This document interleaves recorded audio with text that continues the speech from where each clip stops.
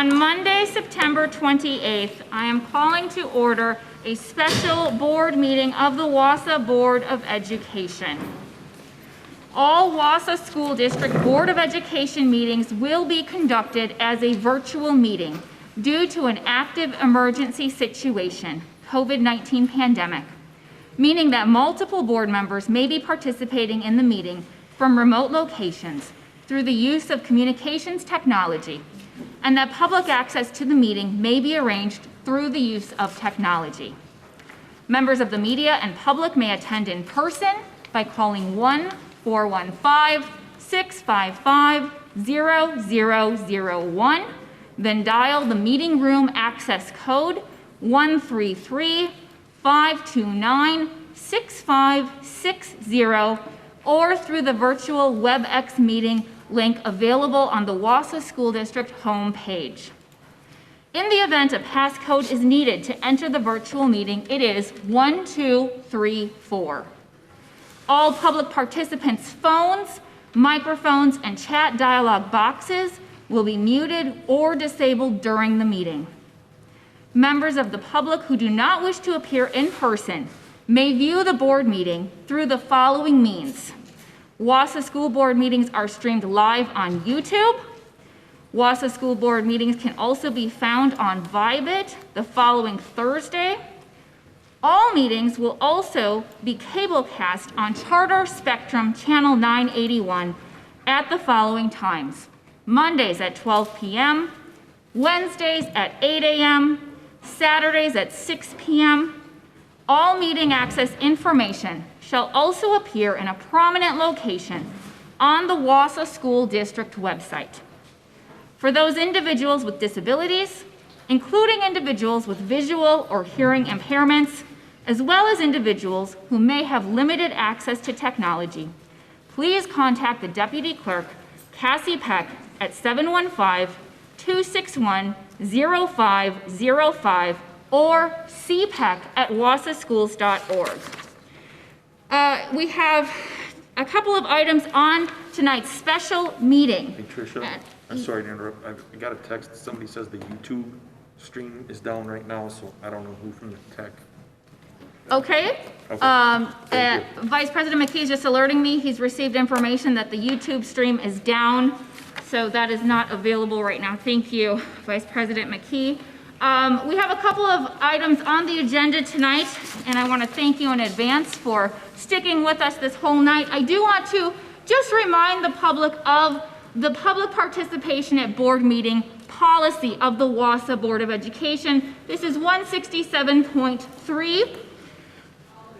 There are some things to be aware of, including that the presiding officer may request any individual to leave the meeting when that person does not observe reasonable decorum, and the presiding officer may call for a recess or an adjournment to another time when the lack of public decorum so interferes with the orderly conduct of the meeting as to warrant such action.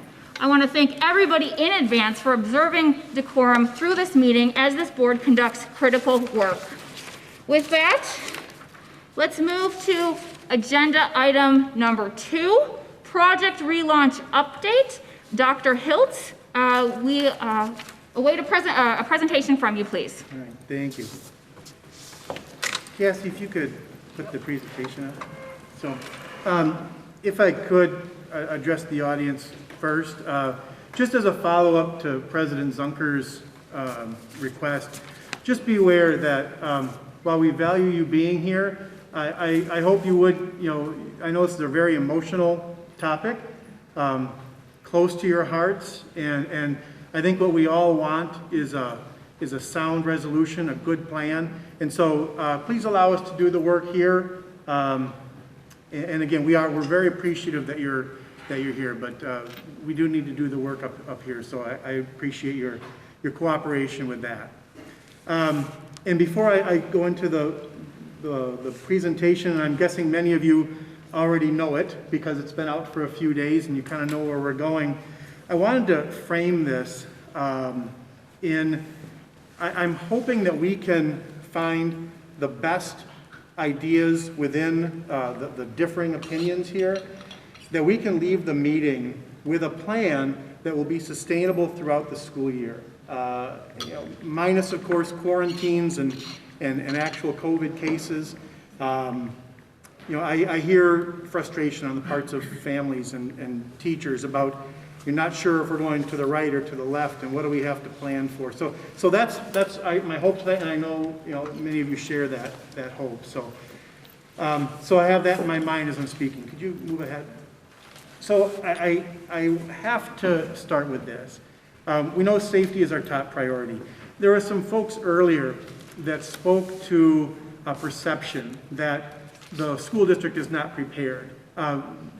Nothing could be further from the truth. Project Relaunch has been ready since July. And with reacting to minor changes, we've been ready. We have all of our safety mitigation pieces in place. We have everything we need. So I want people to be confident that we do have a plan. It is available online if you want to read the 35-page document.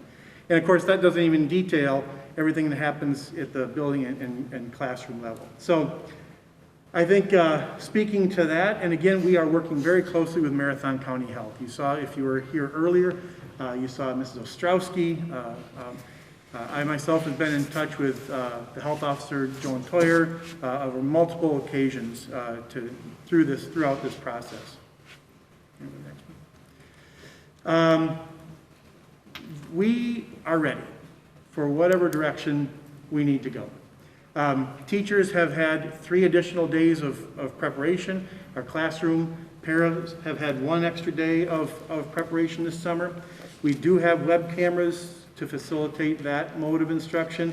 We do have our PPE. We do have our sanitizing protocols. We have written reminders about, you see some of them on the floor here, about proper mitigation behaviors. And at the last meeting, the board did approve a mandatory masking update. So we are ready. Next slide, Cassie. And so I really want to start here. We heard earlier that we're in I think the word was a surge, right? Cases are going up, positive tests are going up. I would like to make one statement and see if we can agree on a position.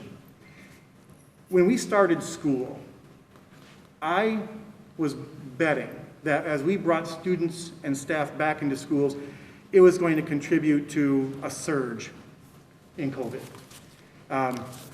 And so 2 weeks go by, I'm talking to the other superintendents from schools that have students in session, and they don't see a spike. 3 weeks go by, we don't see a spike. We're 4 weeks in. Our numbers, I think I've got a slide in a little bit, a little later. Our numbers are very, very similar in terms of positive COVID cases. When I talked to Joan Toyer, again, Marathon County Health Officer, I didn't ask her about this proposal. I asked her if she felt that attending school was a contributing factor to the transmission of the COVID virus, and she indicated no. And so when she tells me that, she's been our steadfast partner through this, right? We get different information from medical professionals and from wherever. The Marathon County Health has been very consistent. So I wonder if we can agree that bringing students to school is safe and will not increase transmission as long as we follow proper mitigation protocol, because that's what I'm seeing in the other school districts. I'd like to pause and see if people have thoughts on that before I continue. I think you always have to, Please make sure you unmute. okay.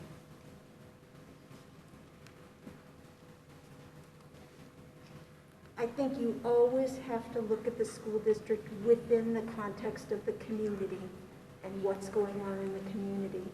And even the Association of Pediatrics has said, Beth, wait, you're not unmuted. I unmuted myself. Go ahead. Okay. all those associations say that it is safe with those precautions, but in the context of low community spread. So while I think we can do it safely, we have to have an environment with low community spread to make it as safe as it can be. Thank you. And I'm not looking for a debate, but I just want to push on that just a little bit. If the case numbers in Wausau and Marathon County are high, would bringing students back into school cause that to go higher because they're in school? When what we're finding in our experience and the experience of those school districts, and again, I hate to keep bringing Joan up, but she is our partner in this. The cases that have been identified have come from the community, not from within school contacts. But you're still bringing people together. Yeah, 6 feet, mask, right, hygiene. We're bringing people together, but we're, one of the things that we talked about when we started virtually was that at least we could see what happened in the other schools, and now we can see what has happened in the other schools, and what we see is that they have positive COVID tests and they have people under quarantine, and so do we. So we're going to have positive tests and we're going to have people under quarantine, so we might as well have kids in school. Since we're gonna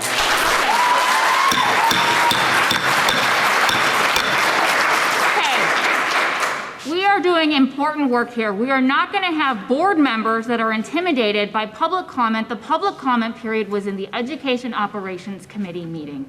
I'm going to ask you again to please observe reasonable decorum. There was a question made by a board member, and the response that came out of this room is unacceptable. If it happens again, I will use the authority as presiding officer and conclude this meeting. So please, observe reasonable decorum. We would like to address this and get through tonight's agenda. So I agree with you, Beth, that the community spread is a concern, and I think that certainly drives what mitigation actions we need to take within our buildings. But it's really persuasive to see other schools in the same community, the same county, are not seeing a big surge greater than what we're seeing. We're already seeing positive cases and quarantines anyway. So I think that community spread that you referenced has less to do with whether we have our kids in school and more to do with how we have our kids in school.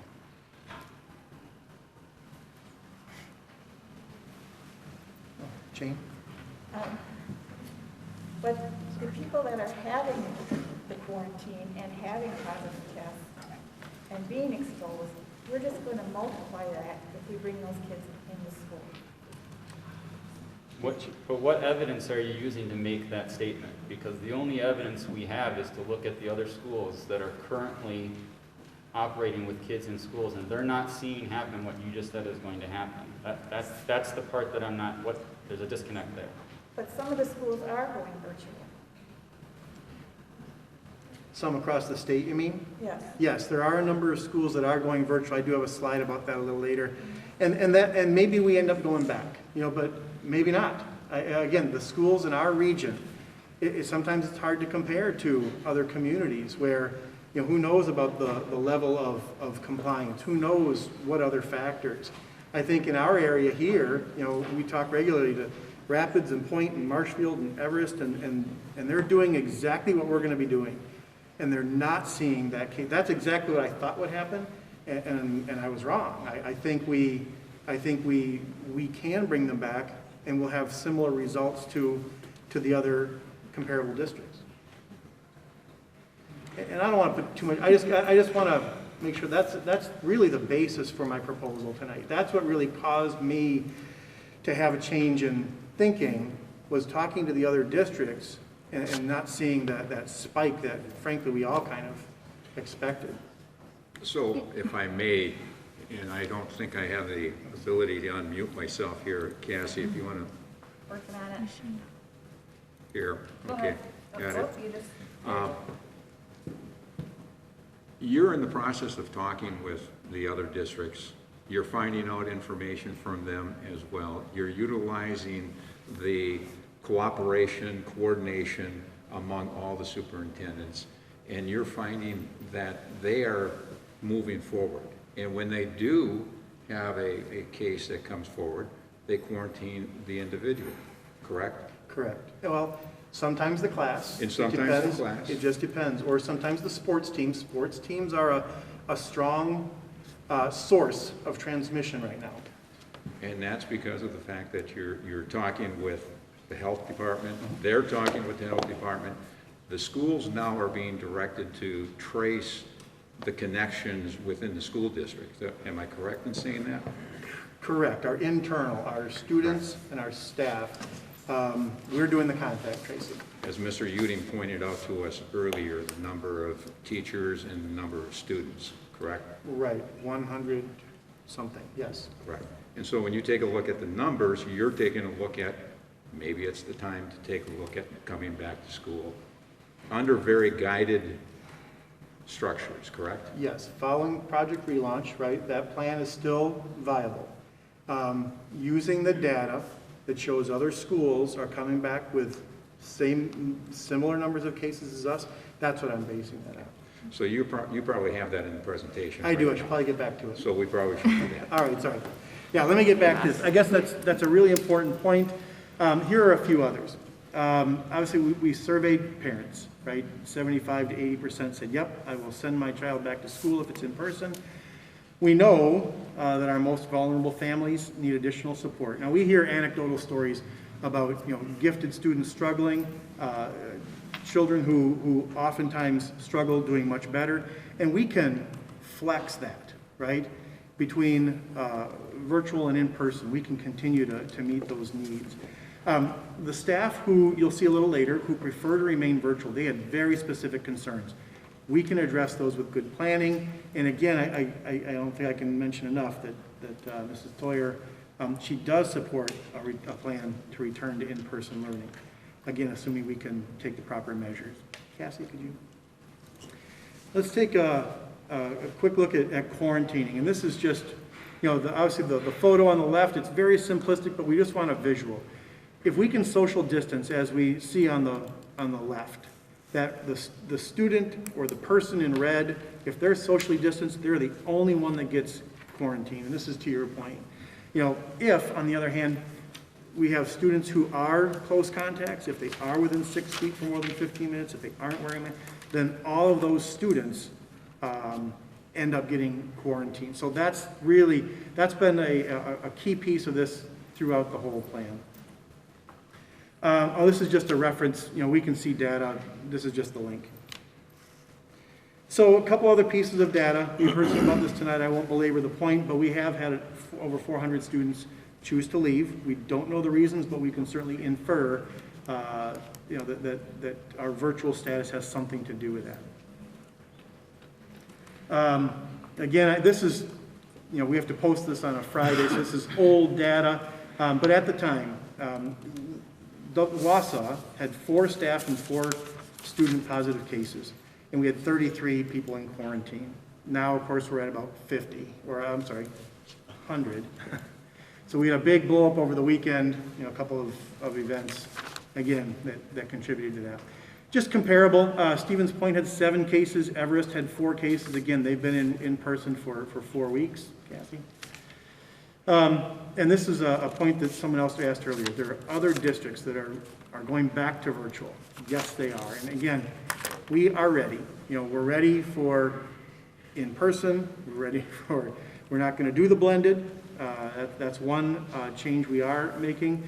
But if we have to go, if a classroom or a student or a teacher or a school or has to go back to virtual, we are very prepared. Yeah, next.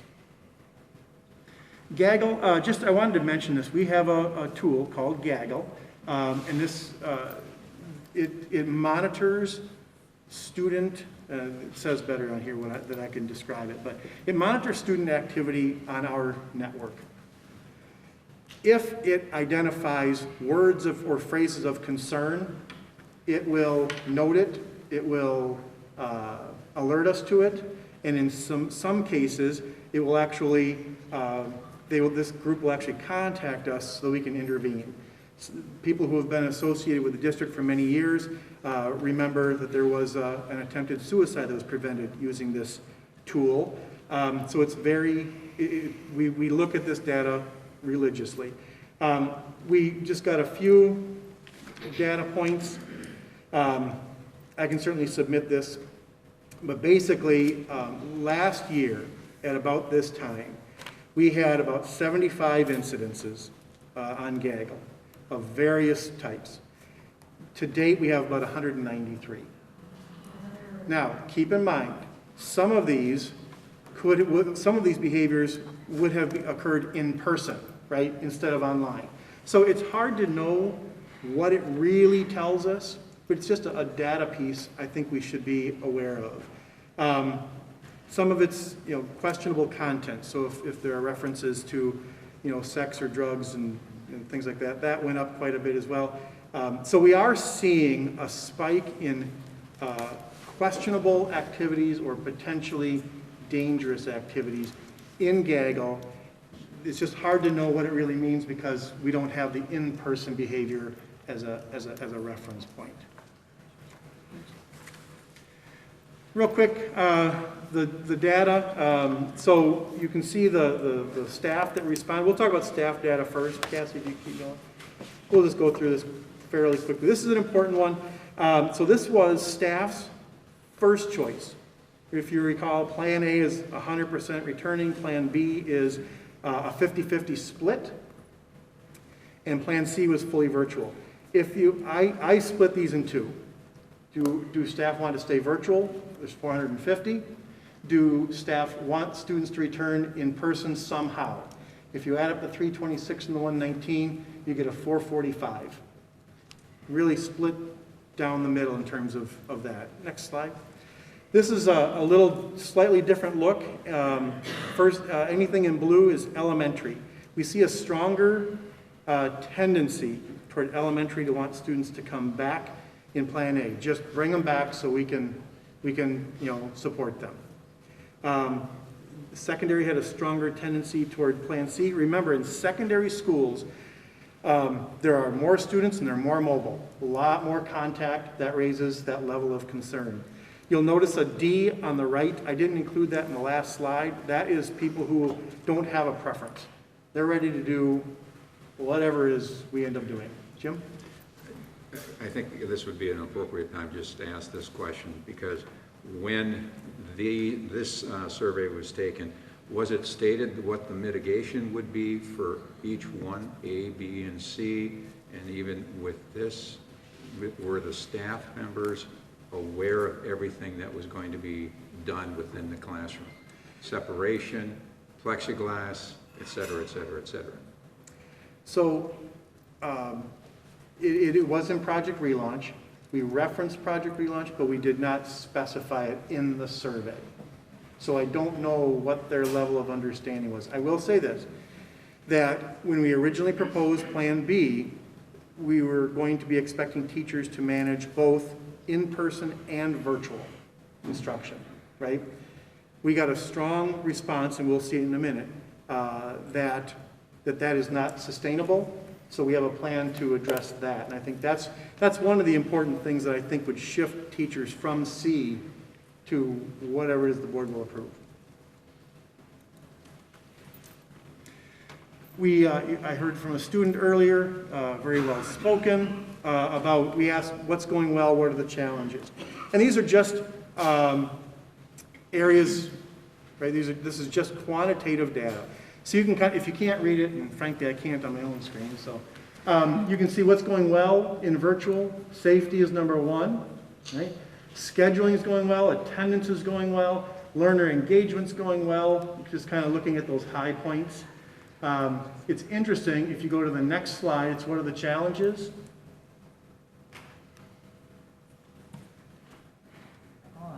Yeah, sorry. Oh, sorry, let's talk about students first. This is from staff perspective, what's going well for students. Again, physical safety, again, the attendance, scheduling, learner engagement, workload balance. Then we go to challenges. What I found interesting was, other than safety, they're very similar. What's going well and the challenges, you'll see more of a challenge with technology, but one of the highest challenges is learner engagement and workload balance. When on the other slide, those are some of the benefits. So what that tells me is people having very different experiences.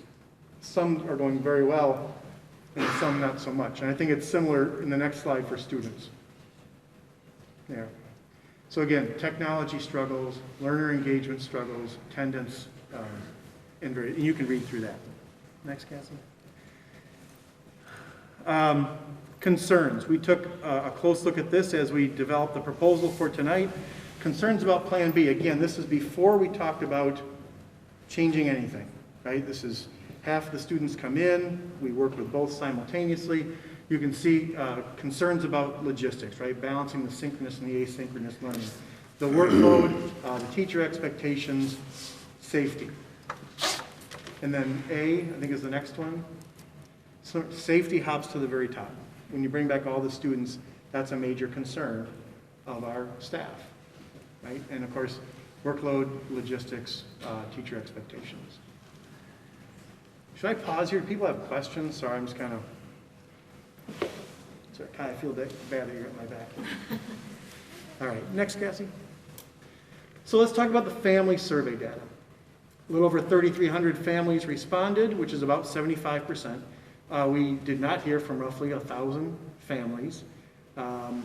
It's interesting, 1,800 families had unsubscribed from receiving district emails. If you do that, we'll put you back if you want. But we have had a number of requests now to resubscribe, and that's something that we have to do at a family's request. Something, again, we've been learning a lot recently is that we need to reach out in other formats other than surveys to reach a number of families. Next. So we've talked about this data already a few times. Will families send their children to school in Plan B? 80, 79, 21, right? 79% would say yes. Next, Cassie. Plan A, it drops a few percentage points.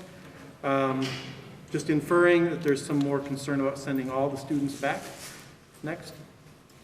We did break it out by level, by plan. So this, in the yellow, you'll see that that's elementary families.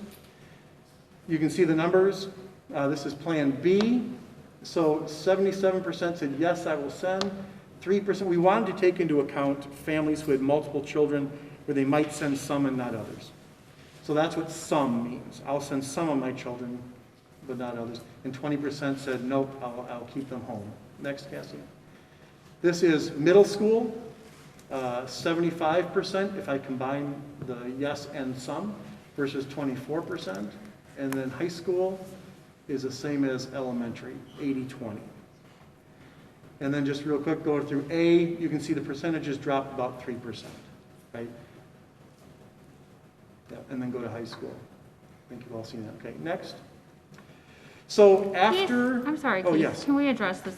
Can we address the surveys for a little bit here? Because the board has received a number of communications. Some have been sent on to you in regards to the survey. So please clarify. The purpose of the survey was to help us figure out those virtual classes and the students that would come in person. It wasn't necessarily that families were ready today to send their students back.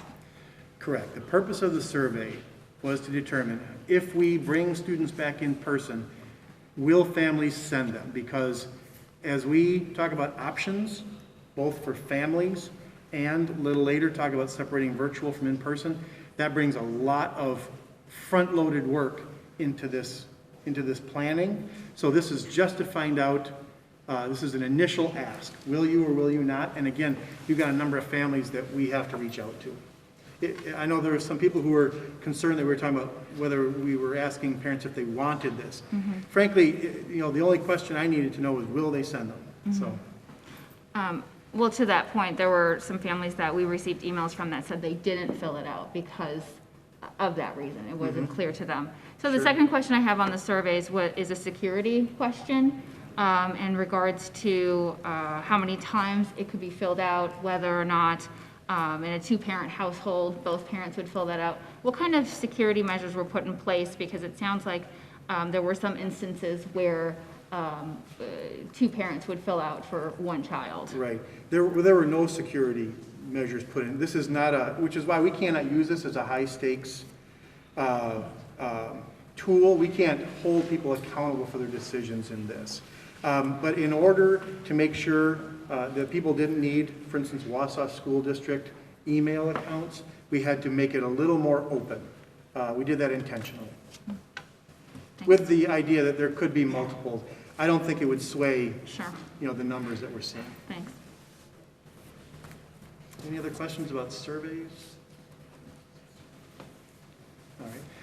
So after we surveyed the staff about some quantitative data, we wanted to dig into it a little bit more, and so we asked each principal to get feedback from their staff in either a staff meeting or team leaders, some format. A lot of data that we read through.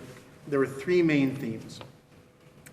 Very difficult to teach both in person and virtually. We had heard that before. How will we keep students and staff safe if we bring students back? And lastly, what does this all look like? Right? So go to the next one, Cassie. So next steps then are really built off of all this feedback. And a couple of things.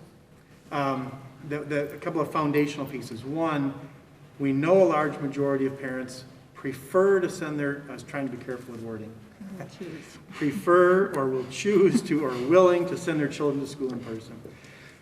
We know their staff opinions differ on this, but again, you'll see in the proposal, I think a strong response and recognition to their concerns. Mitigation plans will reduce. We've talked about this. I don't know if we're all in agreement, but we see some evidence to that. And and we are, in the past, we thought that our solutions should be K-12. Now, based on some staff feedback, some recognition of the logistics within schools, we are proposing two different options, one for elementary and one for secondary.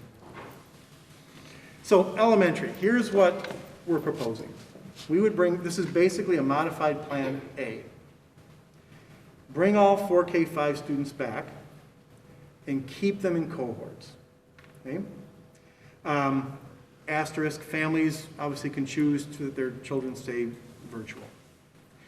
To identify the challenge of managing both virtual and in-person learning, we would reallocate our own staff, elementary staff, to teach the children of the families who choose to remain virtual, so that the classroom teachers could just manage the students in front of them and probably a few that end up being on quarantine, right? A little bit of that. Okay? We do have some strong frameworks for encore classes and lunch and recess. We would revisit those with staff and just make sure those details are ironed out. I think we heard some emails from some staff after this was published, some concerns. We will adhere to social distancing. We will enforce the masking. We will continue with the hygiene practices. And this is an important note too. As you saw, there were a number of families that open enrolled out. If we go this route, I think you might want to know the next steps before we even discuss this some more. But next steps would be, one, we would have to make sure families understand the choices they're making. In other words, we'd have to, in the next couple of days, put out an informational video to let families know this is what a classroom experience will be. This is what will happen at lunch and recess and what did I miss? Encore classes, right? So they know where they're sending their students, what it looks like, and then we have to ask them to make that choice, right? Stay or send them to school. Once we get those numbers, we have to identify the staff to teach the virtual students, those who are choosing to remain virtual. And there's been some talk that families might return. Well, we have to redo class lists to balance out numbers. And it could happen where if a family chooses to come back, if their school is full, we may have to district transfer them to another school that has space in order to maintain social distancing. That's going to be maybe, I hope it doesn't happen, but I don't want people to be surprised. Let me pause there for a minute and see if people have questions. Yeah, Jim. Cassie, you want to just unmute me? Yep. Thank you. Go ahead.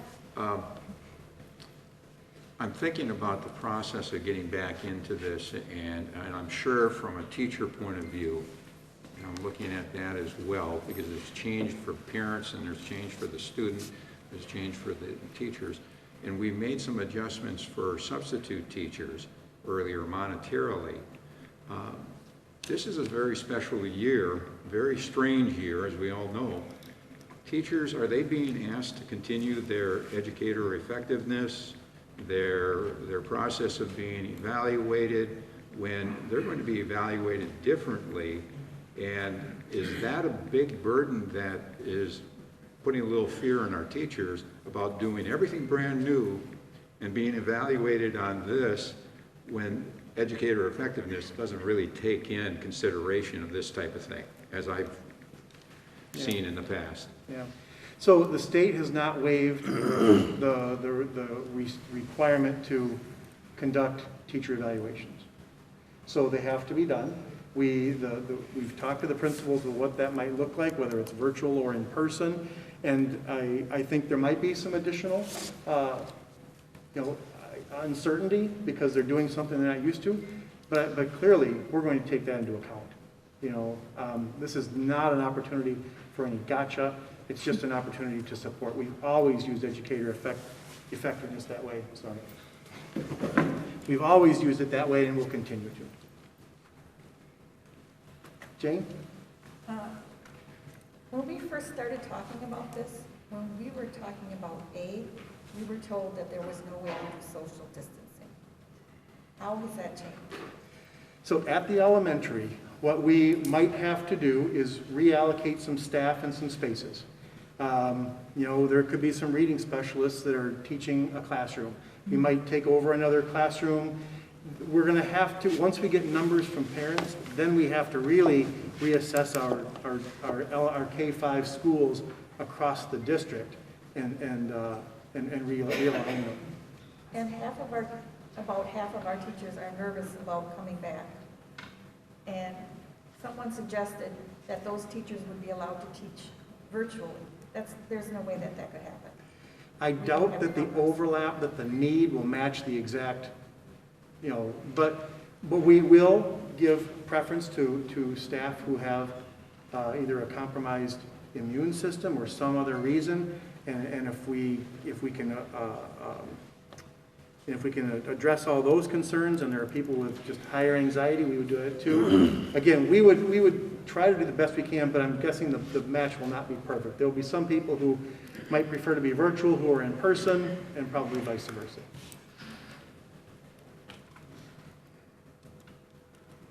Think about that one. Let me do secondary. Oh, sorry. In some instances, there may be a teacher that's teaching in class that ends up being quarantined but is asymptomatic. And will there be provision for them to be able to continue to do something virtually or work in some way so that it doesn't break the continuity of the relationship? Tabitha, can you help me with that one? Did you hear it? Yeah, I did. The answer to that is it depends. Yeah. It's a really formal answer. In some cases, yes, we'll be able to accommodate and have them still do some work from home. In some cases, that's not going to be as possible because we're still going to have some supervision needs of the students in those classroom spaces, and we may or may not have overlapping staff to be able to assist with that. If that happens, there are provisions within the FFCRA rules and laws to allow them to have that time with pay if they were having to quarantine without use of their own sick leave up to 10 days. And we've been able to work with staff, and we anticipate being able to continue doing that even in these models. I am not concerned about that. Thank you. Thank you. Okay, let's look at the secondary real quick. Cassie, if you could advance for me. Oh, I should get closer to my microphone. So at the secondary, just that first note, we recognize the mobility of students, right? In a high school, you can't stay with one teacher and one group of students due to licensure reasons, due to a number of reasons. So for that reason, we have a slightly different proposal for secondary, and that's a modified Plan B. And if you remember in Plan B, we're bringing students in 2 cohorts, A through L and M through Z, alphabetically.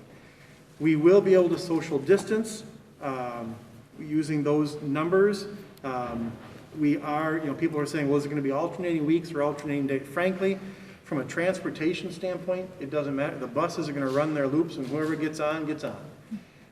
At the school level, the principals are working with their staff and their schedules to see what might work best. I know, for instance, here at West, with the flex mod, a 5-day might work better, right? And so we're letting that be a site-based decision about the actual schedule. Dr. Hiltz? Yes. Just to your comment on that, it does matter a little bit though about the buses, because when we first started talking about this in the summer, there were different options, what it could look like, whether the bus was at full capacity, half capacity, third capacity. What's it going to be under these 2 scenarios? Sure. Bob, did you want to speak to that? Yes. Under the modified A for the elementary, because our buses do run an elementary set of routes and a secondary set of routes, we're counting on many of our families not sending students on yellow buses, as the survey suggested, but they will be fuller than on secondary routes. Secondary routes under a modified A, we've got about a third of the students will take A and bus, a third of the students would take B and bus, and a third of the students would choose not to bus. So under the high school or the secondaries, modified B will probably have a greater ability to distance. And then we'll make a plea to the parents that if you have alternative transportation, to certainly take advantage of it. But the elementary students will be harder to accommodate on buses. And we just don't have that many buses and drivers available to just add buses and add drivers. Right. It's a resource thing. Thank Does you. that answer your question? Yes, thank you. Thank you. So again, also because of the cohorted model, this modified Plan B, originally we had said, that teachers would teach the students in front of them and monitor students at home simultaneously. Again, we hear that that's not sustainable. Last spring we worked pretty focused on a technique. It's not a new technique, but it's called a flipped lesson. And essentially, if I'm teaching my chemistry class, I'm going to, the students who are at home, I'm going to have them do things they can do at home. They're going to do some reading, they're going to do some work, they're going to watch some recorded lectures, whatever it might be. That's in preparation then for when they come back next week, where they'll do the lab work and the discussion and whatnot, following up, building on that work they did at home. So the curriculum will continue to progress, but the teachers won't be monitoring the students who are virtual. Again, the hard part at secondary is we just can't take virtual students who choose not to come at all and teach them with a separate, we've talked about maybe we can do some of it, depending on teachers and their certification. Certification really complicates this. So there will probably be some monitoring of virtual students, and we're still trying to work out those details, but it would be greatly reduced. And we are thinking about if this continues, at the secondary level, we may not allow, we may ask families to go to Lincoln at the secondary level because of the difficulty and because of certifications and whatnot. But we'll visit that a little bit later, see how things work out moving forward. I think I already spoke to the rest of that. So questions about secondary schools? Jane? I have concerns about the cohort theme. These kids will be in a cohort, but when they do sports, that gets all mixed together, so we're cross-contaminated. After school, you know, maybe an L is dating an M. There's cross-contamination. You know, or their best friend is an A and a Z. And in the grade school, it's the same thing. We have a cohort, and then they go home and play with all the other kids. Yes. So we're not. Yes. And again, that's what we're asking the community to, you know, do what you can to help mitigate that. Again, but bringing the students into school is not going to contribute to that transmission because we will social distance, we will mask, we will clean. Except on school buses. School buses will be another challenge, particularly at the elementary level. Again, that was part of the survey, right, for families, and we have we haven't done any calculations, I don't think, Bob, about numbers on buses and things, have we? A little bit, we're expecting, we only bus 40% of our, I'm sorry, go ahead. No, I unmuted you. you're good. We only bus about 40% of our students to begin with. And we're expecting the number of students that we bus to go down right around 15%. Families that have said, under any circumstances, I'm either going to stay virtual or I don't feel comfortable putting students on a bus. So we can't reduce that ridership by 15%. Even if we reduce it by 15 or even 20%, there are going to be some pretty full elementary buses. We're going to have to practice social distancing and masks and obviously disinfection, all that stuff. Yeah, and that would be something that we would inform families about in this informational video, so they know, so a real picture of what children be experiencing. Yeah, Jane? This is where my concern comes in. We have Dr. Reedfield and Dr. Fauci saying masks are very important, and to get to the level we want to be at, we need 95% compliance. Now, Dr. Raymond, he is the head of the UW-Madison Medical School. He's their CEO and head doctor. He did a study and found out that mask wearing in this state is at 41%. And he said that's the reason we're having these outbreaks. Other states have colleges in session and schools in sessions, and they aren't having these outbreaks. We're at 41%. We have a long way to go to 95%. And he said the reason that we are where we are is because of a large percentage of Wisconsinites who don't believe that COVID is real and or don't believe that masks work. So we're asking to put all these children into school when their home life is, for many, exposure. And then they come back into school the next day. We keep having super spreader events in this area, and then they come into school. And Dr. Raymond from Madison said the deaths come 4 to 6 weeks after, but death is not the only thing. There are physical ailments that can be lifelong. And Dr. Fauci said, we don't know what this virus is going to do long term. It could be like chickenpox, where it lives in your body dormant and comes out later in life and does some real damage. Mm-hmm. We want to prevent people from getting it in the first place. We don't want to have to quarantine. Right. We don't want them to get it in the first place. Yes, and thank you. I think it's a good thing for us to explore. So first, obviously, we have a lot of respect for medical researchers, right? That's good information. To your point, again, that is community transmission. And when students are coming into school, I mean, my simple answer is when they're coming into schools, they are masked, they are meeting that 95 to 100%, and the schools have not been shown to increase the transmission. I guess that would be my simple answer. I think you make a very good point right there, Dr. Hills. Many of the school districts that I've seen, that I've been out in, they're working very closely with the community, very closely with the parents, and the students are responding appropriately. Give the students the opportunity, because the students will follow what's expected of them, because they're going to hear the same thing hopefully at home when the parents work with them as well. I think if we continue to just try us do everything, we're going to fall short, because we can't do everything. We got to work collectively with our community. Absolutely. Thank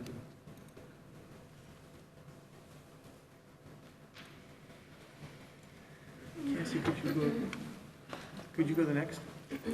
So timeline, someone spoke to this earlier with some concern. So I mentioned earlier how this would roll out. If the board says, go forth and plan. This week we would put out an informational video to families so they know, so they have a good information about what their children will be experiencing in school if they come back. Then we are going to reach out to them individually. We have an agreement that we would ask if parents want their students to remain virtual, we'd ask them to sign an agreement after we make that contact and once they've had that information. From that, now we have a number of students by grade level, by school. Now we have to match the number of virtual students with teachers who will be teaching those. That option costs us time, right? We have to inform parents, ask parents, then identify the staffing needs for that group of students.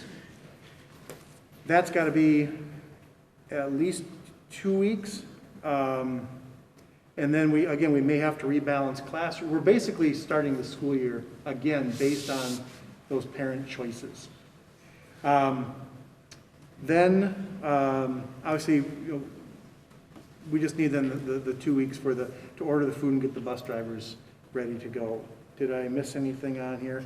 Oh, we could possibly do this in 3 or 4 weeks. The other consideration, just a logistical question, and I know this doesn't maybe matter to a lot of parents, but we are coming into first quarter. Just from a grading perspective, classroom transition, whatever, the start of second quarter seems to be a reasonable time frame. I know it feels like forever to parents who are wanting this to happen now, but I think a good plan, ready, everything based on family need, a good solid plan is probably the way to go. I would propose November 2. But again, this is where my thinking is right now, and clearly open to suggestions from the board. Dr. Hilt, so clarification, for those families that decide for virtual and they sign this agreement, that's just through the completion of second quarter, right? Second semester, right, through January. Okay, so, so what does that look like in December for administration, for families, for the board? If we have families that agree that if we, let's just hypothetically, we go with this November 2nd date and those families do the rest of the semester, is there going to be some kind of evaluation with those families? Or, I mean, there's just a lot of unknown.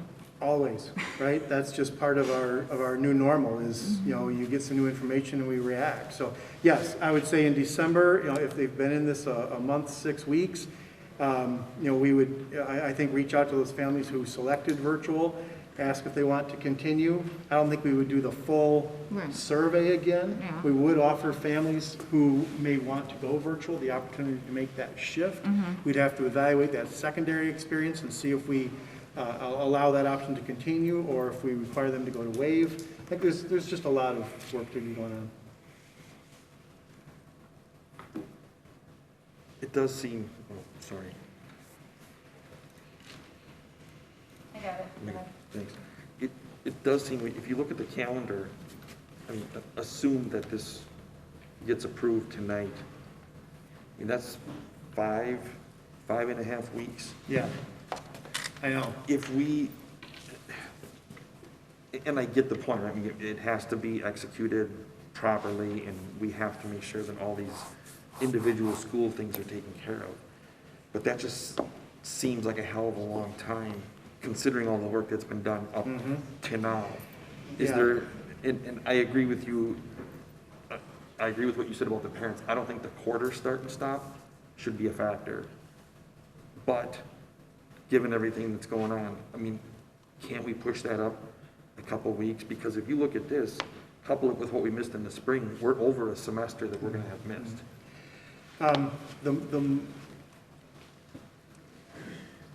Perhaps. Yeah, and Okay. it might be easier at the elementary than the secondary. Perhaps.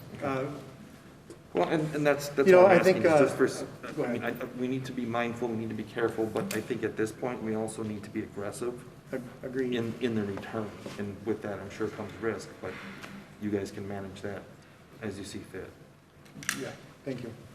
It would seem to me that grading and those issues are more important in the secondary level than they are the elementary level. And the elementary kids are the ones that are having the hardest time. So if it's feasible to move it a little earlier, get the elementary kids back, it would make sense to me. Yeah. I do want to point, we do hear from a number of secondary students and their families who are struggling, you know, in a similar manner. It's not just our younger ones. If I may. So I just want to recap a little bit where we're at. So we had the special meeting on July 27th, and we approved virtual start with Plan C with a 6-3 vote. And part of that was monthly evaluation. And then we did our first monthly evaluation September 14th. We had a number of 4-4 votes. And the discussion was to bring back new information, which Dr. Hiltz and the administration did compile. Thank you so much for putting all this work in, and to all the staff that worked on this and got the information into the families that submitted information. But we have a bit of a Robert's Rules issue too, in that our original vote said monthly evaluation, which that monthly evaluation would be October. I believe the original recommendation was to approve this plan and then have final approval October 12th. And that is something that I would be willing to move forward, is approval of the plan. And then at the October 12th meeting, we have updates. So you move forward with the plan, you make the contact, but we are at high-level community surge here. And to see what those numbers look like October 12th would probably be helpful for board members to move forward with this November 2nd date. I don't think that anything from Roberts prevents us from taking action tonight, although we may be arguing semantics, because we'd still be continuing to review it all year long anyway. So we could take action tonight, and we could change our mind next month. We could say we're not going to change our mind next month, and then we could still change our mind next month. Nothing stops the full board from doing that. So I don't know if we have to have a debate about that, because it's something that we're just gonna have to continue to review all year long. I'm not suggesting that we should change our mind every month. Don't get me wrong, that is not at all what I think should happen, but it's something we're going to have to review throughout the whole year, no matter what we do tonight. And oops, sorry, Cassie. I got it, you're good. I agree with that, Lance, and in terms of looking ahead and where the community spread is and all that, at this level, we need to be making the decisions based off of the facts and the data that is presented to us. And from what I can see, regardless of how much some people personally wish that this is going to be the next apocalypse, the facts and the data show that it's not. So the only thing that is logical would be to vote to support bringing kids back. Failure to do so means that you're not looking at the data and the facts. So I don't know why we keep going back and forth about what if, could this, this number, Fauci, this. The facts are the facts. They're in front of us. You presented them. You got the data from around here. That's what we should base the decisions off of, not our wish or desire to influence things with our personal viewpoints. Well, I I'm sorry, Cassie. Hold on. Gotcha, go ahead. Thank you. Well, the hard thing about that is if we approve a plan tonight and then come October 12th, let's say there's a bigger surge than what the health department predicted.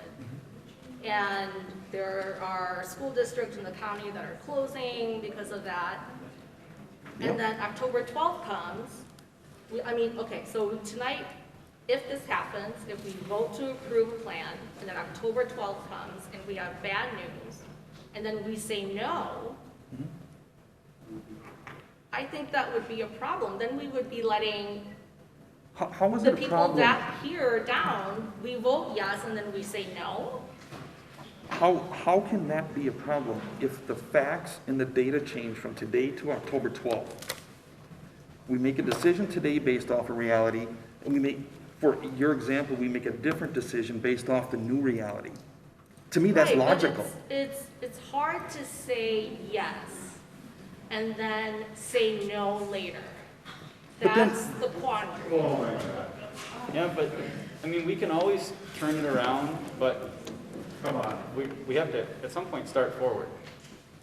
I No, so- I understand that. This thing is gonna be around here for a while. Anybody that thinks that there's gonna be a vaccine on this day and this shit's going away overnight, it ain't happening. I know that. Well- I know that. Anyways, we can debate that around and around all night. The one thing that gives me pause is we have a responsibility as the school board to the Wausau School District. I know that. I think we all know that.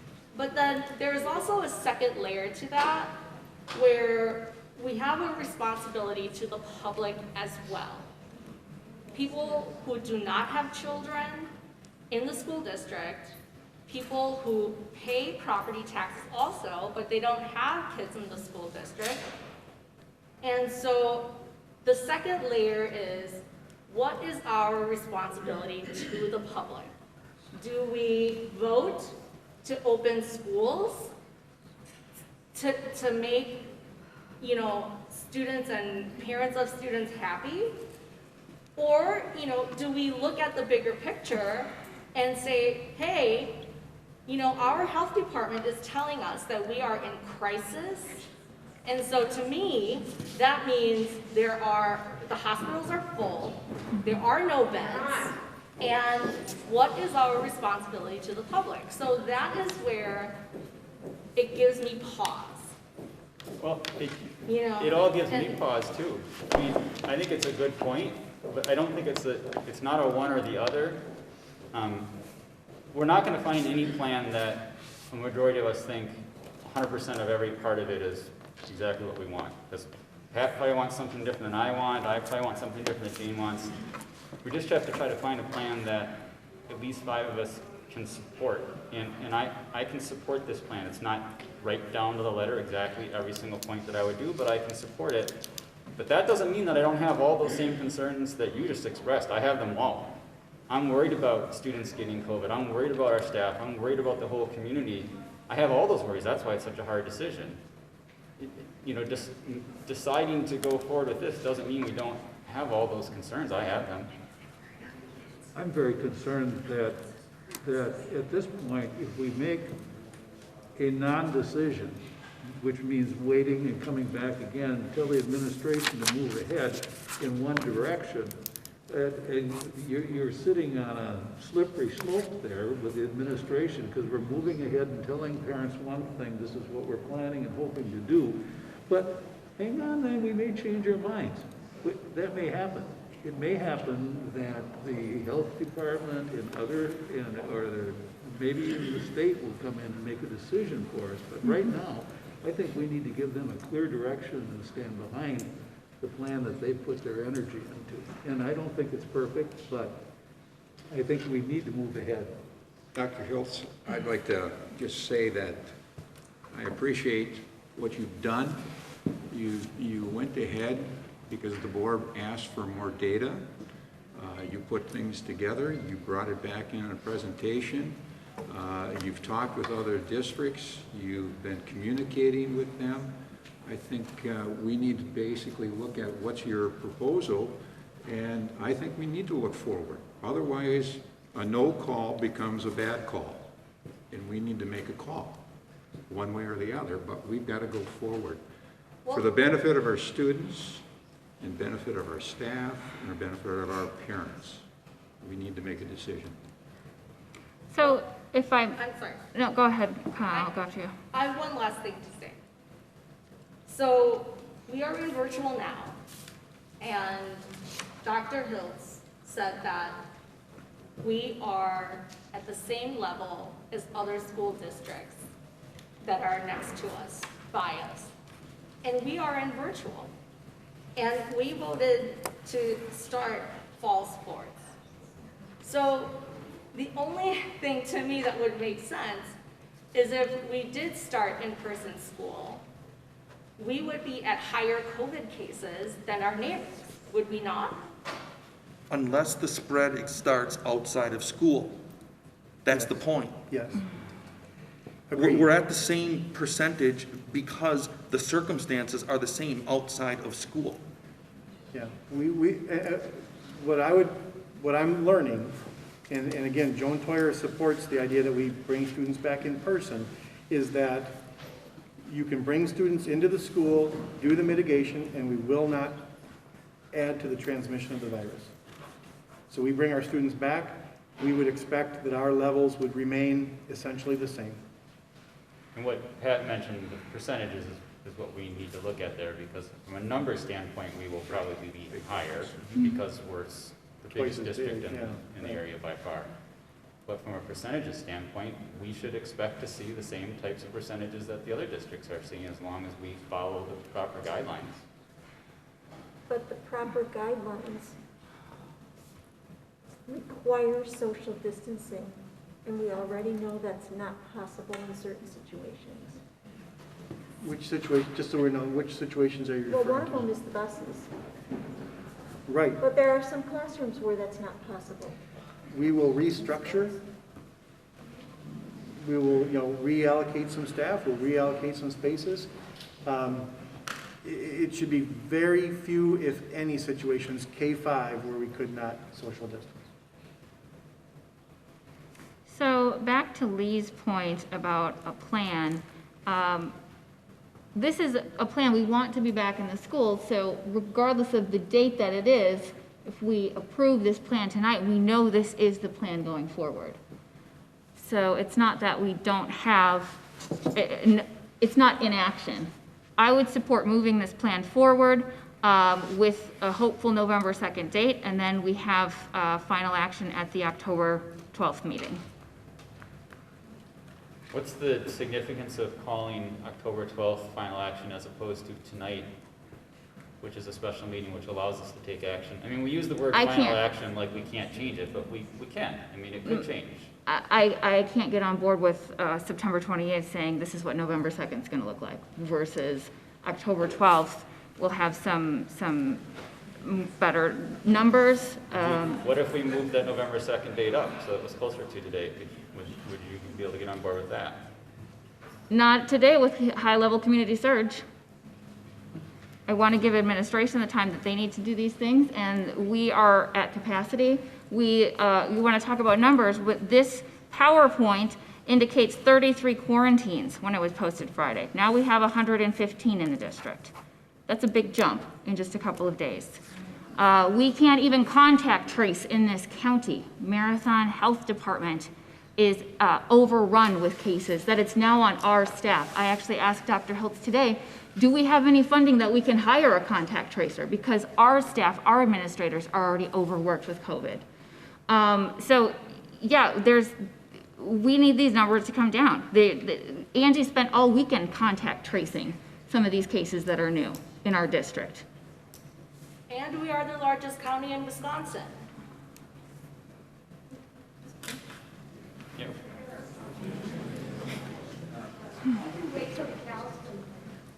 I'm concerned that we don't have enough information about, like, the encore teachers. Are they gonna go from room to room and spread this? Are they gonna meet with all the different cohorts? I don't see how that can possibly work. Plus, we don't know how we're gonna work the 100% virtual students yet. We need to know the answers to those questions. I don't think you, with all due respect, I don't think you do. You know, we've been working with the principals on the encore. We've been working with them on everything. I don't know all the details. We will get that done. There will be some at the secondary level, some teachers who are doing face-to-face instruction, and there will be some virtual students who will need some tending to, but we won't be doing the 100% flip around. So we've addressed a lot of that. You know, I understand your concern about the numbers. I can't emphasize enough that those numbers are unaffected by bringing students back. That's the frustration I'm feeling. You know, we hear from people and teachers about they want to support these kids, and if we keep them out there, we can't do that as well as we could when they come in person. And bringing them in, if we look at the numbers, if we talk to Joan, it won't make an impact on the community on the transmission of the virus. It's community transmission. So that's where I'm stuck. Here's my question then. How come the guidelines for reopening schools always say it should happen in an environment where you have low community spread?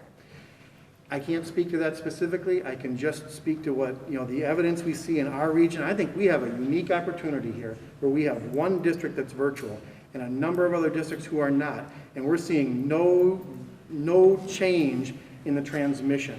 So I don't know, I can't speak to that. I'm not a medical expert. I know what I see in our region, and I know what our partner at the Marathon County Health Department is saying, and she's saying it's okay to bring students back. And we even spoke about the surge. She said people are going to be really nervous about bringing students back during the surge. And I said, well, if you were asked, Joan, what would you say? She said, well, because schools are not the issue with the transmission. It's community transmission. So it doesn't matter what the surge is. Bring the students back and then deal with, you know, the individual quarantines and things as needed. She did suggest canceling sports, but I think that's a discussion for another night. I have a big issue with this. It just seems to me that, I lost my train of thought,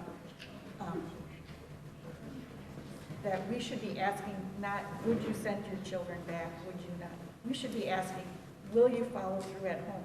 Will you wear your mask when you go out in public so your child can see you? No. Will you make sure your child stays within his cohort on the outside? We need to know if there's going to be follow through at home so that it doesn't come back into our Decorum, please. Well, I mean, we can't control that. We can encourage it. But Beth, to your point, you know, some of the talk about bringing people back together when the community transmission is low, I think it's kind of developed in this fantasy that the kids aren't together now. That's one of the big problems, is that our kids aren't in our schools, but they're still together. They're in daycares, they're at Boys and Girls Club, they're together, they're already together. And so it isn't that surprising to me that bringing them back to school in DC Everest or Stevens Point or these other districts isn't changing the percentages very much, because our kids are all together too. I mean, we can't control that. In some ways, we're actually encouraging more kids from different areas to be together because we're not having them in school 6 feet apart with masks on. Madam They President, selected their own cohort group I call the on the question outside. Now we're that going we to put them in support another the cohort group. position presented by the administration. Okay, hang on a second here. Is that a motion? Yes, it's a motion. That'll be the motion. Okay, but I think we cut Jane off. Can we let Jane finish her, and then we'll come to you for the motion? Because I have a comment on that too. Jane, did you finish your comment? Well, and I'm also concerned about how well are we going to have our kids wear masks when we have board members that have their noses hanging up. We have parents in the audience that have masks off and half on. How are we going to enforce that with our kids when they don't see good modeling? Well, hopefully we'll enforce it better than where they are right now, where there may not be any enforcement at all. That's what we're missing. I mean, to your point, Jane, absolutely, this is a community issue. We heard that in the earlier meeting tonight from the Marathon County Health Department, that it doesn't just fall on the schools to manage this pandemic, but this is a community issue. To your point, Lance, about children that are getting together, we've heard from a lot of families that have written to us and said that they've been practicing safe social distancing. So I don't think we can make a massive assumption that all children are doing that. Well, and I certainly didn't suggest that all children are. I've got one at home that isn't, so 2 at home that aren't, so I know that. I have one at home that's not as well. So I believe Lee wants to move forward on a motion. I do want to go back to the other point, though, about just the fact that we have a recommendation from administration of the November 2nd date. And I'm hearing some concerns about just moving the plan forward with final action October 12th. But I think that's the most likely step here. And I would hope that we could move forward with a plan. And then on October 12th, we have an update from Dr. Hiltz, and we can confirm that November 2nd start date at that meeting. To that point, what would happen if we did that? Is we would inform parents about what this would look like. We would start to reach out to them to confirm when we go back, do you want to be virtual? And we would then we'd identify our staffing plan. So by the 12th, we would have that done. So we could stick with this timeline if the board is comfortable with that, but it does give that final decision on the 12th, if that helps the board feel more comfortable with this.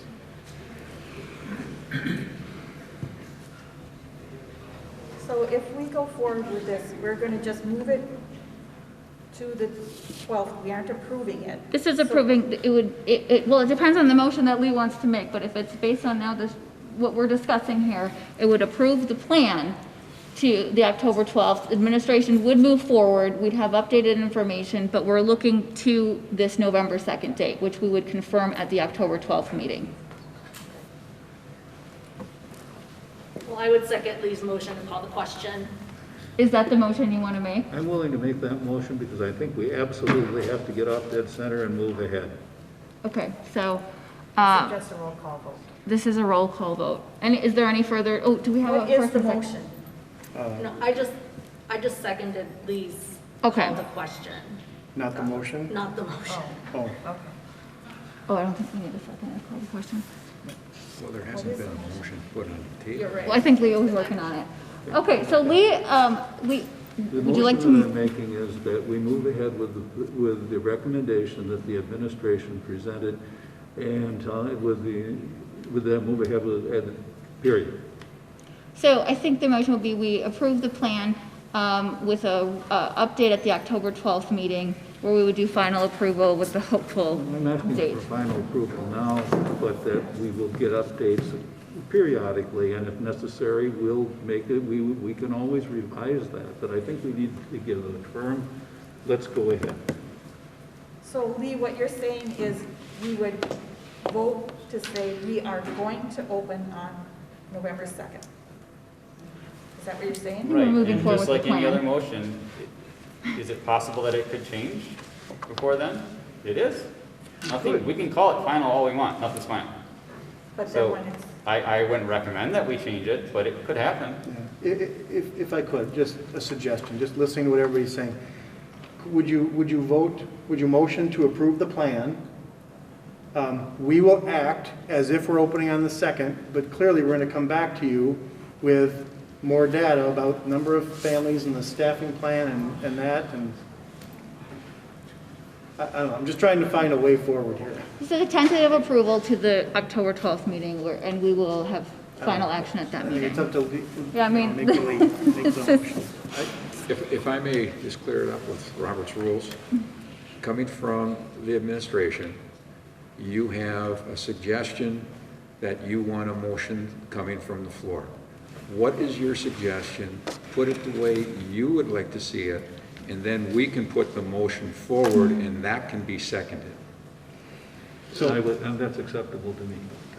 So, again, trying to find something that's supportable. I would just say, approve the plan, period. We'll move forward with this timeline in mind, but we're coming back to you in 2 weeks, right, for, the final, whatever it is you need to do. So you just be approving the plan, and we'll start enacting it. So we're going to approve the plan and hope that things get better in 2 weeks. I don't know what else to do. No, I don't want to try to talk you into voting against something I support, but I don't think you should vote in favor of it if your intent is just to vote against it in 2 weeks. I don't Agreed. think We don't want anybody's administration to gonna, go through that work, nor do we want parents to make those plans. I don't think anybody's intending to vote against anything in 2 weeks. I think this allows to see additional numbers. It allows the recommendation to, they can take the steps that they need. I can't commit today to November 2nd, but on October 12th, we can have hopefully these better numbers and we can move forward. We have to move forward with a plan regardless. The work that was done over the summer, we didn't even motion on Plan B at the last meeting. And administration went and they did all of this new work. So we have to move forward with a new plan, and this starts the work. I can get behind this and support moving forward with this plan with final action with that November 2nd date assigned at the October 12th meeting. So it's not a done deal, it's going to be final, it'll be a done deal on October 12th. We move forward with the plan, they can start all the work that they need to do in an October 12th meeting. We'll have the final approval. So if that is the case, then what specific metrics have to be hit in order to gain full support on the 12th? I don't want this to be a feeling type of a thing. What has to happen to get behind it today, October 12th, October 19th? What are the numbers? Well, we can see comparisons with districts, as Dr. Hiltz is mentioning. And We we've can seen see. it. Oh, we do see. We are seeing increasing cases, increasing quarantines, more than tripled in the last few days. We see that Marathon County is at capacity. So with the health department, they can't do the contact tracing. Excuse me, the board is trying to conduct work. If you can't keep it to yourself, you're going to, the exits are over here. Okay, I've asked for decorum numerous times. I'm sorry you disagree with some of the board members, but we're trying to do our work. It's my hope that on October 12th, we're going to be able to move forward with November 2nd. I think this is, I understand that, but I think what people are frustrated with is the fact that we continue to stand on quicksand. We need something hard and fast to say, this board will support this, or these board members will support it if these metrics are X, or if they are Y. I won't support it if they're Z. Right now, it goes back to the feeling. The data and the facts say, support this plan, move forward. Not all data and facts support it. What doesn't? The level of community spread. How has the level of community spread negatively impacted these other districts? I believe that Tricia wants to pick the date. She wants it her way. I'm one of 8 people. I guess we could just conclude the meeting and not finish this, because I've asked for decorum and this is getting out of control.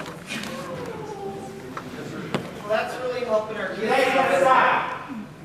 Okay? Just stop. Let them do it. It's my kids too. Now let them do it. So the concern that I have with phrasing the motion that way is it suggests that what we've done now isn't much. And it also suggests that what we do on October 12th, whatever it is, quote unquote, final. When what I was saying before is none of these things are actually final.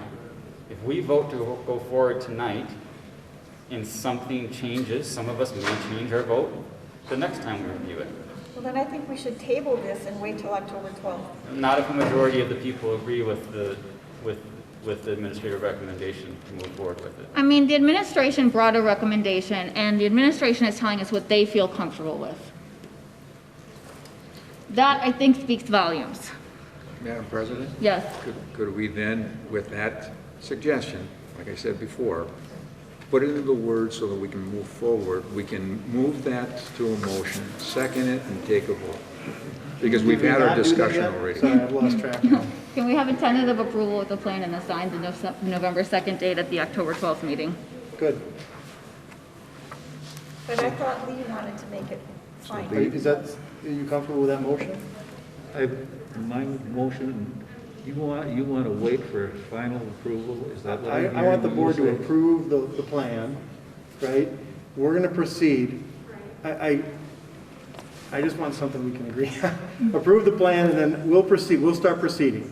And if the board has to have a final go, no-go on the 12th, then that's what we need to move forward. I And move at that, well, and I'm not to cut you off, Lee, but at that time, we're gonna have even more detailed information, what those virtual classrooms are gonna look like.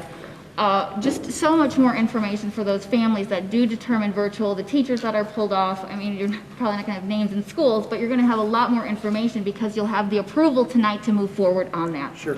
Yep. So So move. Okay, Todd, do you want to second that? No. Oh, okay. second.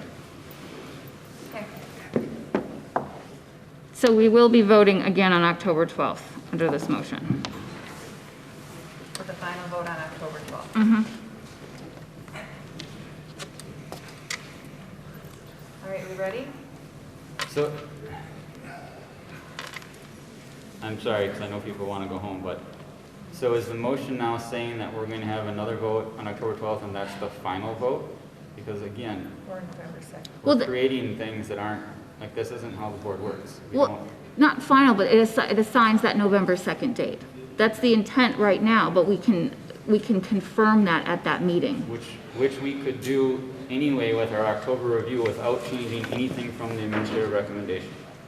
We don't need to argue about these semantics of final, not final, go forward but not approved, because if we approve the administrative recommendation tonight in our October review, which we should continue to review this all year long, we can change it.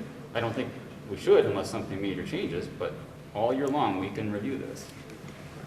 So I guess I don't know why we're creating it as though this is just a temporary thing and then the October one is final when we could change it again in November or December or January. Well, I tell So- you why I don't. Because if we make this a final vote and we don't seat another board member, the 4-4 vote will mean that we are going to open on November 12th, on November 2nd. Perfect. So Lance, are you saying that you're fine to move the plan forward as presented by the administration? I guess Based you on don't the like the word information- final with the October 12th meeting, but we still would need to, we need to take some action on October 12th. Based on the information that I have now, I support the administrative recommendation as it was presented in the materials. Some future time, at some future meeting, if things significantly change, maybe I'll have a different opinion in January. I don't know. But based on what I know now, I support the administrative recommendation based on, we don't need to go back over it, for all the reasons that were Yeah. said. Isn't this agendized as a special meeting? Yes. Yes, but we can make a motion. No, I understand that. Yeah. But we were saddled with the fact that the July 27th special meeting was the final vote and it couldn't be readdressed. So let's just make this one final and move forward, just like we did in that meeting. But the point is, I don't know that you're going to have enough board support if that's it. Whereas we can approve the plan and we can assign the date in October. Well, do we have enough board support to go forward with the administrative recommendation, or do we need to do it as Trish's plan? I would be in favor of just going forward with the recommendation. Is it just 4 of us? Me too. Yes, that's 4. Okay, so there's only 4 of us, so with that in mind, then I would support Trish's. Is that still Lee's original motion? We're going to approve, tentative approval of the plan, and then we'll have an update with the assigning the November 2nd date at the October 12th meeting. That's good. Yep. Maybe you come back with better information and it's an earlier date, Maybe. you know? Maybe. Good. Let's move forward on the plan. So, We ready gotta to call a vote? vote. Let's go vote. Roll call vote. Jim Boucher. Yes. Kyle Lowe.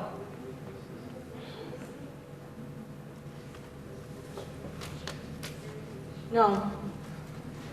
Beth Martin, No, Pat McKee, Yes. Jane Rush, No. Lance Trollope, Yes. Lee Webster, Yes.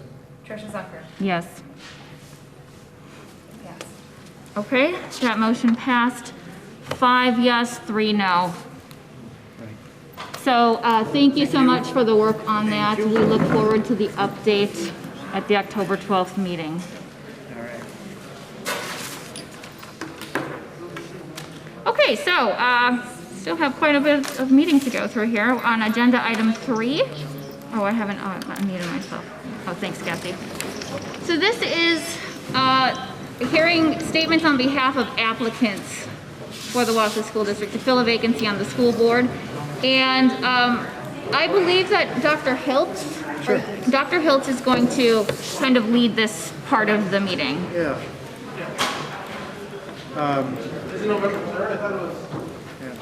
So as people are exiting, I'm assuming we have 12 people who are interested in potentially filling the vacancy tonight. So the process will be, as I think you're aware, Cassie and I drew random applicant names out. That created a list of presentations tonight, as well as the order on which the ballot will, the board members will vote. What we would ask is that we come up with the same place we did public comment. This is not an interactive process tonight. Tonight, the board really just wants to hear you kind of bring your experience, your hopes, whatever, to life for the board. Once all 12 have done that, then the board will vote to narrow down the list from 12 to 4. And then the final 4 will come back in October, and that'll be more of an interactive process, more of an interview process. Before we get to this, I just want to thank everybody who's willing to serve the children of the district, right? Thank you for your interest, and thank you for being here tonight. So I'll just facilitate this piece if the board's okay with that, and after everybody's done, I'll hand out ballots, and Cassie and I will tabulate them, and we'll announce the results. So, Kathy, am I missing anything, Cassie? Can you unmute Dr. Hiltz, please? Oh, shoot, I did all that on mute. I'm sorry. No. You got it, all right. Sorry for those of you at home, I forgot to unmute. We just went through the protocol for board member presentation. So, Cassie, did I forget anything, or can we go ahead and begin? No, you may begin. Okay, is everybody ready? Mm-hmm. All right. So, and I apologize, I don't know, oh, yes. Can we assume that the board members have read all the applications and statements already? I believe that's a safe assumption, yes. Just what was put in board book, not the statements. The statements haven't been provided yet. Dr. Hiltz will be reading the statements that were sent in via email. Just the application. Yes. Thank you. Good clarification. All right. Any other questions from I'm not sure who all's, I think we're over here somewhere. Okay. All right, there we go. All right. Will this be broadcast to the public? Yes, it is right now. Yep. Any other questions before we start? Yes, sir. Who breaks the tie if you come to a 4-4 deadlock? How is the tiebreaker decision? So these are just for the boards. This is a good actually question for the board too. So you're going to pick your top 5 per the policy. Whoever gets the 4 highest vote getters will be the 4 that move on. If by some chance through that process there is a tie, we would have a second vote just on those who are tied. Okay? Any questions from the board? Question. Yes. There was a question posed of the board president with regard to a campaign donor applying for this role. Will the board president abstain from voting for that donor? The board president doesn't possess a conflict of interest in participating. How is that? On what basis? So just if I may, so we became aware of a concern. We've consulted both legal and board of ethics. There is no conflict of interest. Everybody can have their own political views. They can also have their own views on education. They can be separate. They don't have to represent a conflict in this case. That's the opinion that we've received. And again, every board member up here has their own political and personal biases and experiences. That it's their role to have to be able to put those aside and make decisions based on the information that's presented. I guess that's the basis for our opinion. Keith, just one clear, we haven't received the opinion from the legal counsel yet. My fault, I'm sorry. Well, we did talk to Wisconsin Ethics Commission. Right. The bottom line is that the board president has been running for this seat since October, for the seat reference since October 14th, 2019, and in no way could anticipate that a longtime board member would have to resign due to a very unfortunate situation. And I'm sorry that there's some perception that's been created, but there's no conflict of interest. I have never missed a vote or a meeting. I always show up to do the work that I was voted to do, and I will continue to do that tonight. Thank you. Thank you. Cassie, just wondering, do you know how to pronounce everybody's names? I do not. You do not? Okay, then if you knew how to pronounce everybody's names, I would let you do it. I'll take my best guess. I'll remind myself when I was a teacher, I had to read off names on the first day of school. So first presenter tonight is Susie Ricchetto. Ricchetto? Ricchetto, all right, thank you. If you were in my grade book, I'd make a note so I remember how to pronounce it next time. So thank you. If you would share your remarks for the board, please.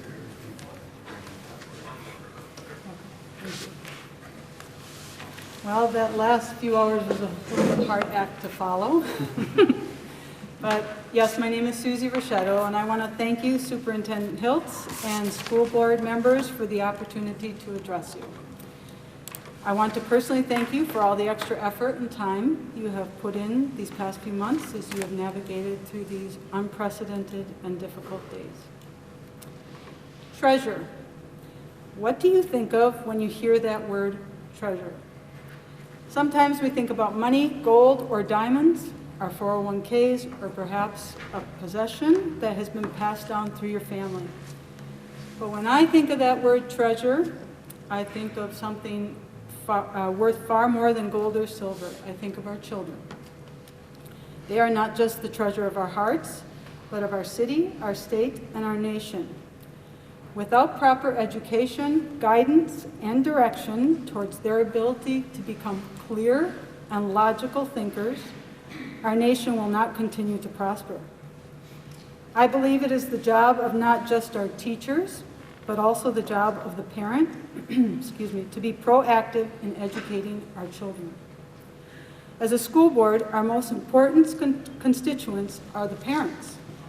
And one of the most important responsibilities of the parent is seeking to develop and educate their children with the support of the public education.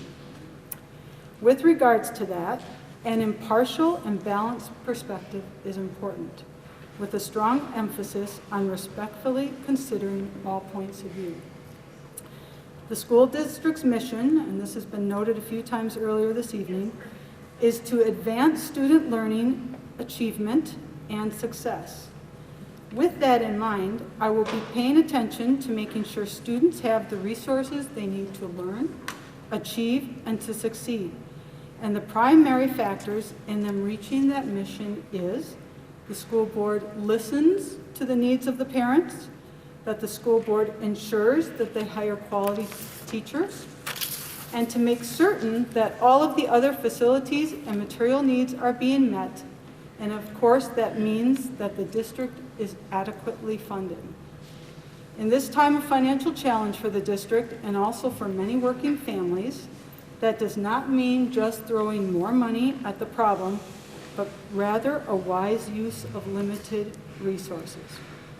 My husband and I have 3 children, 2 of which have graduated in the past few years, and one who is a current senior at Wausau East High School. So obviously, I have a vested interest in the success of the Wausau school system, and with that, I submitted my application. Thank you very much. Thank you. All right. Second tonight is Danielle Huntington.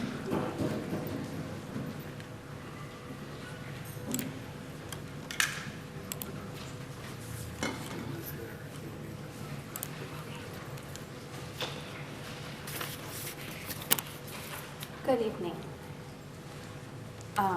My name is Danielle Huntington. I'm just going to tell you a little bit about myself.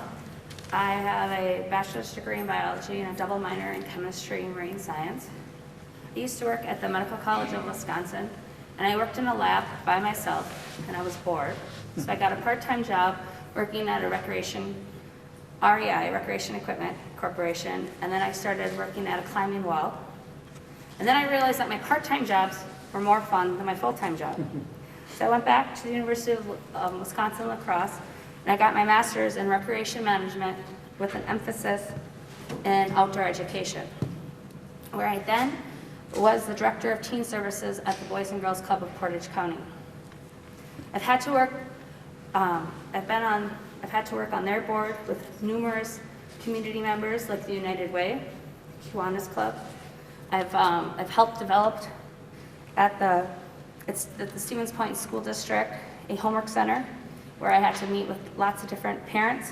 Sorry, as I talk, the mask goes down. Different parents, different organizations. I am not from Wausau, I'm from Stratford. When I married my husband, John, 9 years ago, all he ever talks about is how he went to Riverview, John Muir, and East, and how he made friends from kindergarten and he's still friends with them today. And we want that for our own children. I have twin daughters who are in second grade at Riverview currently, and a 3-year-old. So that's why we moved back, and we couldn't be happier. I feel I have lots of experience that has helped me to work with young people in our community, and I feel like the Wausau School Board, I feel I can help guide the district so every child can have the same experience and success that I had, and I want to continue that. And I think the biggest thing I think I can bring is my willingness to learn and to be active in the community. So I would like to thank you for my time, all board members, and Dr. Hills. Thank you. Thank you very much. All right, number 3 tonight is Matthew Haynes.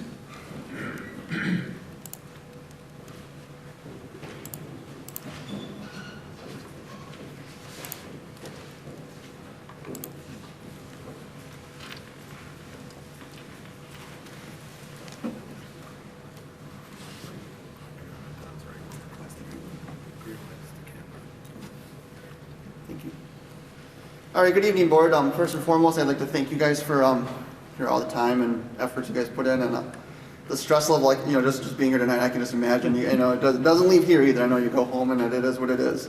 And again, my name is Matthew Haynes. I live in Wausau, here on the west side. Me and my family. I got 3 kids. I got 1 girl here at Wausau West, and I've got 2 girls that go to St. Peter in Schofield, parochial out in Rothschild, Schofield area. And ultimately, like, my tour throughout my child's education, I've been very, very connected. St. Peter's, very small school, and my daughter went through there through 8th grade. And I've been coaching basketball for them. I do a lot of activities where I, support whatever I can. And this is the first time that I really kind of felt detached from their education. And really what drove me to want to, like, apply for this school board is I can sit at home and I've been watching, and it's just so many questions rolling in my head, and it's not one way or the other, but it's just something that I would like to be able to at least voice my opinion, and I would like to be part of the solution, not necessarily part of the problem. Right now it's all in my letter, but I serve on the board at my church, Mountain of the Lord, and treasurer. Been coaching basketball. I've been working with kids for the last 6 years. I teach martial arts to a bunch of kids, and when I speak about my kids, I mean all those kids are like my kids. I just love kids, and even now we're open, at our martial arts studio a little bit, and just to give them a little bit of interaction is just great. with that, I, thank you guys again for your time and wish you the best. Thank you. All right. Thank you very much. Dr. Hiltz? Yes. Are you going to be reading the other statements that were sent in? Oh, sure, when they're all yes. done? They're here, right? Yes. All right, is that They're the? in order. All right, so am I assuming Johnny Fortenberry? Am I reading? Well, I think can you see if the first three candidates had? Oh, am I reading these in what as well? Oh, my fault, sorry. Oh, okay, yes. Sorry. I can do it from here, right? Yes. As soon as I unmute again. All right. My mistake, protocol on my part. So we're going back to candidate 1, Susie Richetto. There is a statement on her behalf. So it says, to whom it may concern, I have known Susie Richetto for almost 20 years in both a personal and a professional manner. Susie has a passion for the overall well-being of children. This extends to the decisions made by our administration and their long-term effect on our kids. As a mother of 3 elementary-aged children in the Wausau School District, I feel that this passion lines up with the whole child, whole Wausau idea. I admire her ability to lead within her family, her business, and our community. Susie is a kind and thoughtful person who's quick to make others feel included and important. She has a strong work ethic, is full of integrity, and highly respected by her peers. I believe she would bring a strong, sound mind to the school board with her ability to see all sides of an issue before making an intelligent and fair decision. And if you have any questions, there's contact information here. So, okay. Thank you. Thank you for that insight. And let's see, here and here. Several. Read all 3 of these? All right. So, these are statements of support for Matthew Haynes. Okay, to whom it may concern, I am writing to recommend Matt Haynes for the position available on the Wausau School Board. I've worked with Matt previously, and Matt is my uncle. Matt, in his life, has displayed quite a few characteristics that will be impactful to the Wausau School Board. Some of those characteristics that he displays are compassion, diligence, unbiased, indefatigable. I can't even pronounce that word. That's a good word. Indefatigable. Indefatigable. Good word. Sorry, I'm also struggling on focusing, but. And willing to put others before himself. My apologies. Matt assisted my mom with getting her to her appointments, which were in Madison, while also being a full-time dad and working full-time. Matt made my mom feel good every time they went to her appointments, and while talking about him with my mom, she was very glad that he was there. My mom couldn't stop talking about how they would talk on the way down, laugh on the way down, or reminisce about their childhood. I think my mom enjoyed spending a lot of time with Matt because he took the time to care for her and forgot about why she was going to her treatments. My mom designated him as one of the power of attorneys in her final days because she believed he would keep a level head in all the chaos and trusted that he would guide us in making hard decisions. Personally, Matt is one of 3 role models in my life. Matt has shown me life can get hard, but if you persevere, you can do just about anything. Growing up, Matt was always level-headed, and he never complained about anything. He never blamed anyone for his problems, and he worked hard to fix the problems that he faced. Matt is a person you can watch for a long distance and go, I want to be just like him, and not have to know that he's a good person. I don't think there's anything Matt cannot do. Again, I'm recommending Matt Haynes for the position available on the Wausau School Board because I think his character exemplifies the core values in which the Wausau School District displays. I'm sure I'm not the only one that believes he's right for the job, and I certainly will not be the last. Very nice.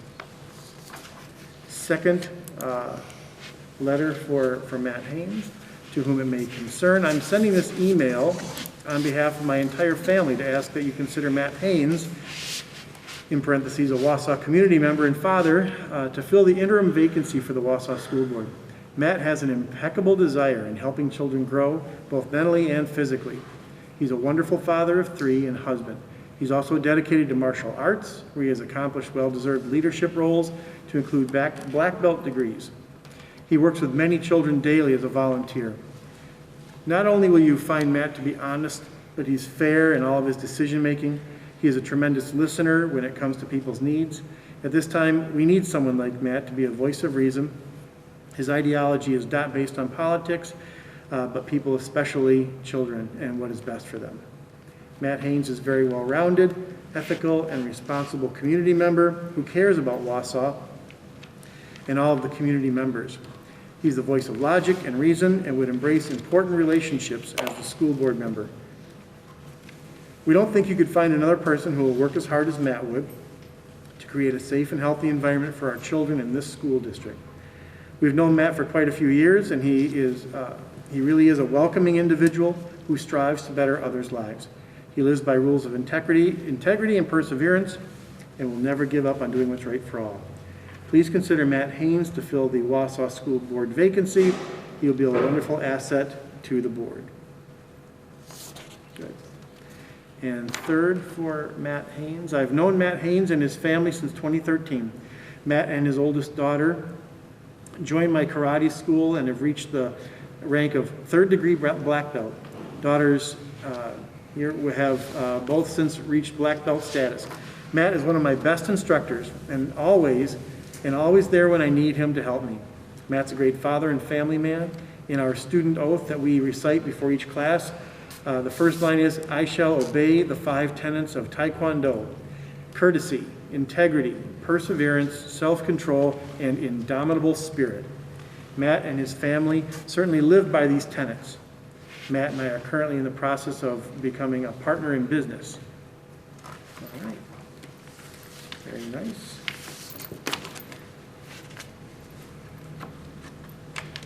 Okay.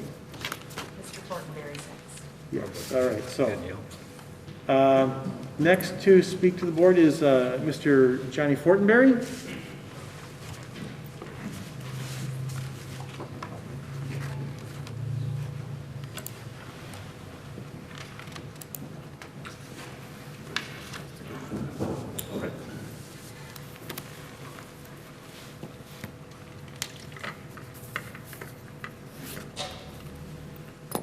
Good evening. I don't want to rehash a lot what's already my statement. I assume that everybody read it, but I'd like to be considered for replacement of the Wausau School Board. Moved here in 2010, right shortly after the 400 block was finished. And I thought, wow, this place is great. I was here for 36 hours, got a job, bought a house, checked out schools, checked out churches, went home to Texas, then packed it up and moved in the middle of Wisconsin. So here we are. I have a vested interest in what happens with the Wausau School District. I have 4 children currently. Well, they're not in the Wausau School District, but they're being taught from home, the Wausau School District. My education, I worked my way through school right out of high school, went to college, got a BBA in marketing, minor in political science, enlisted in the military. Spent 15 years in the military, 5 years spent in the Middle East and the Balkans. I was a cavalry troop commander whenever I left there and received my master's degree. It's highly decorated. I currently serve the community through various agencies. When my children, I take them to church with me, soup kitchen, things like that, serve dinner on Thanksgiving, Christmas. I'm involved with VFW, the American Legion, the Elks, and Wausau Bible Church. And I give pause now only because of this, because I don't know how it's going to be received, but I'm okay with it. If I'm selected, I want to empower parents to make decisions about their own children. It is time to teach our children not to live in fear, to teach our children when times are hard and it gets tough, to not curl up in a ball and hide in the corner. It is time for us as a community, to us as a board, for our children's sake, to stand up and face our fears instead of kicking the can down the road and not allowing our children back in schools. So I don't think there's going to be any gray area on how I'm going to be voting if I'm selected. Thank you. Thank you. And we have a couple of recommendations to go along with Mr. Fortenberry. To whom it may concern, I would like to recommend Johnny Fortenberry for the open seat on your school board. Johnny currently has 4 children enrolled in the district, and he is actively involved with a Christian church in Wausau, as well as a member of the BPOE Elks in Wausau and the local VFW. I believe that Johnny has a vested interest in the education of future leaders of Wausau. Johnny enlisted in the Army after he graduated college with a bachelor's degree in business. While in the Army, Johnny successfully earned his master's degree. Johnny served in the Army for 16 years. Before leaving the Army, he had worked his way up in the ranks to the position of captain. I believe that Johnny is well versed in a leadership capacity. Johnny currently works for the U.S. government in the Social Security Administration. As a member of the Wausau School Board, I believe Johnny can help guide the district so that every child will have the opportunity to receive a good education. I retired after 30 years with the Wilcox, Arizona Unified School District, and I had the opportunity to work with a lot of board members. I feel that Johnny would compare to the best of any that I worked with. And he has a signature at the bottom. And second, to whom it may concern, I would like to take a moment to recommend that you seat Johnny Fortenberry on the Wausau School Board.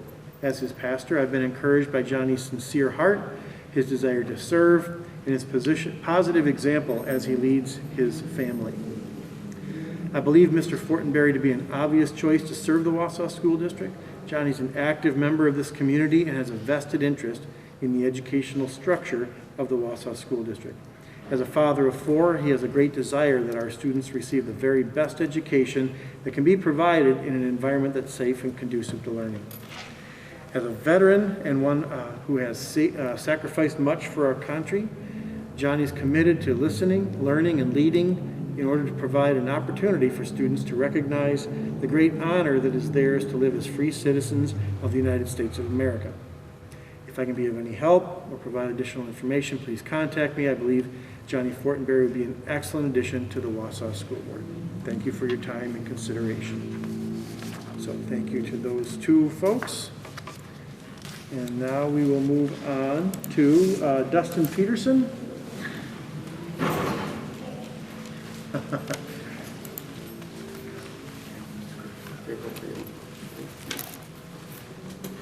First, thank you, Board and Superintendent Hiltz, for having us this evening. I don't know about you, but my butt's a little sore. I appreciate all of you putting the effort in and sticking out for a long evening. And I'm going to start off with I'm probably not as well spoken or as experienced of any other person that you're going to talk to this evening.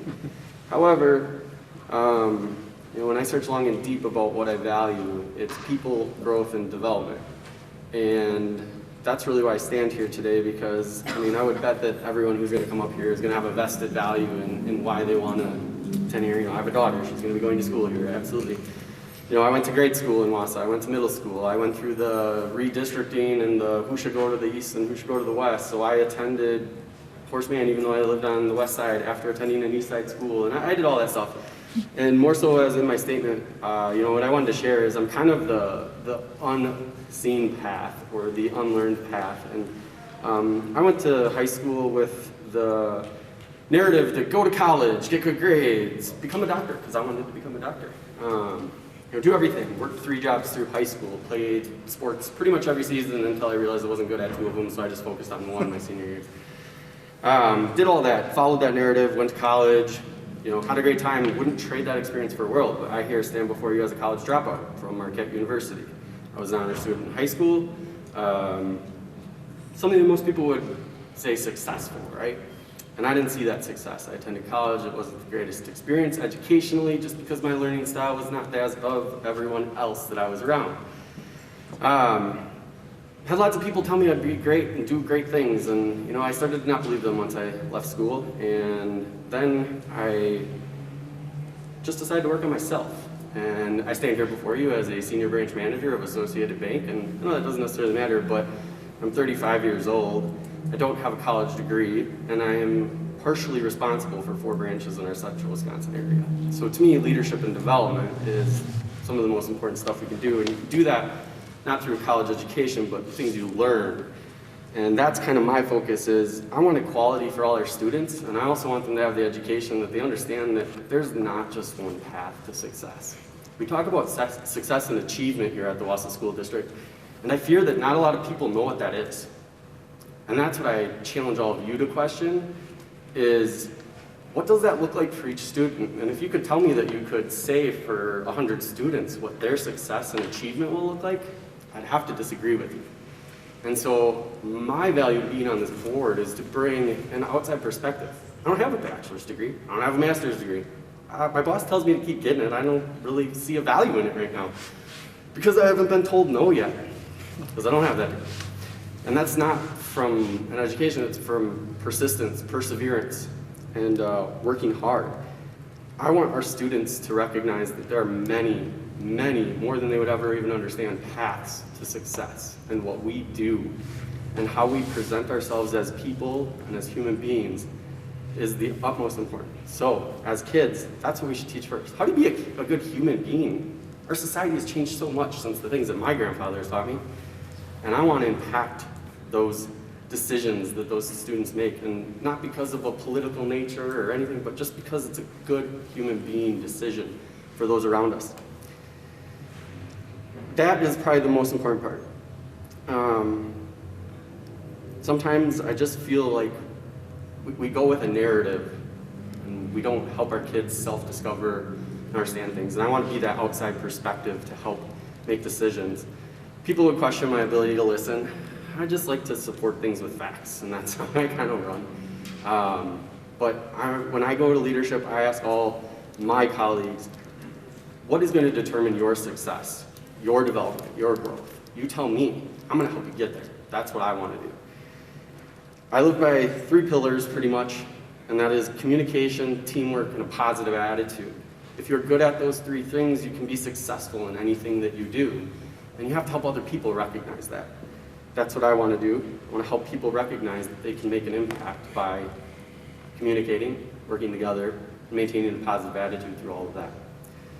So with that, I don't look at this as I do look at this as a short-term opportunity to prove my long-term value to this school board, this school district, and this community.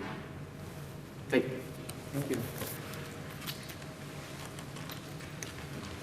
All right. Next would be Paul Harold. Do you have anything in the folder? Yes. Yep. No, I don't have any statements. Okay. I'm sorry, Dustin, right.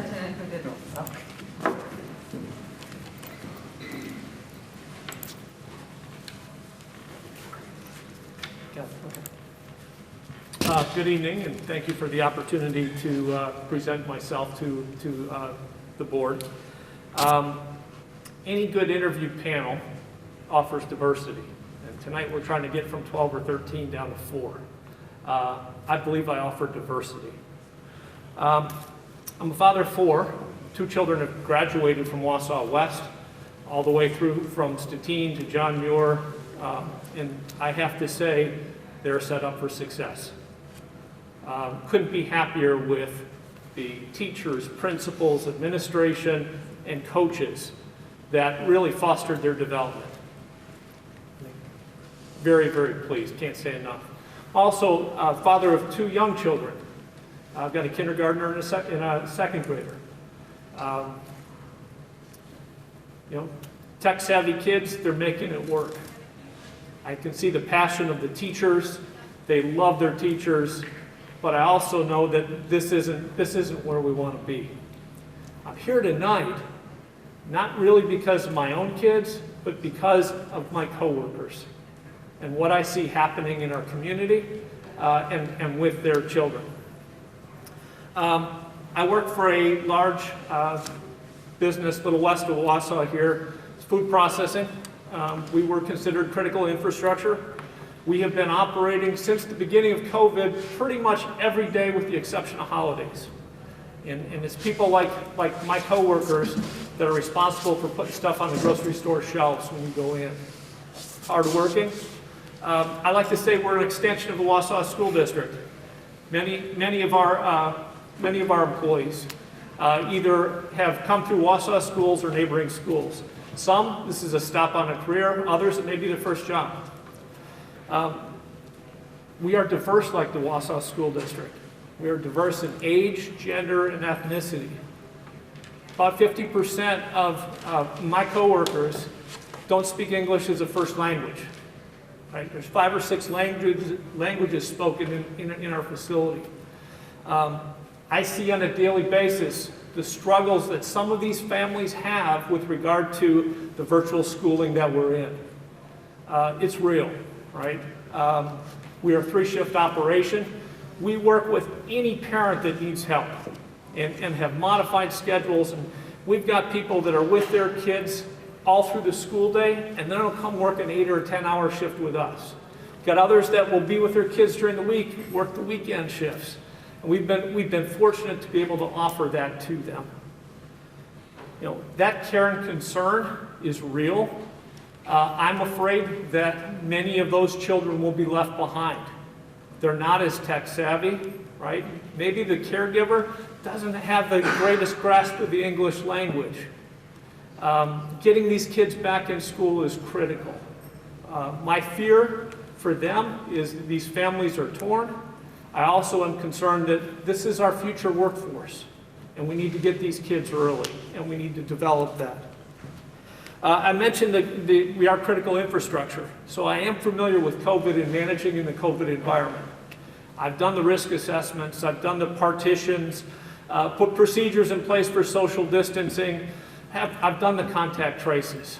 Right? It's real, right? Not going to go away, it's part of our business now. The one thing I would implore the board to focus on, please focus on keeping it out of the school.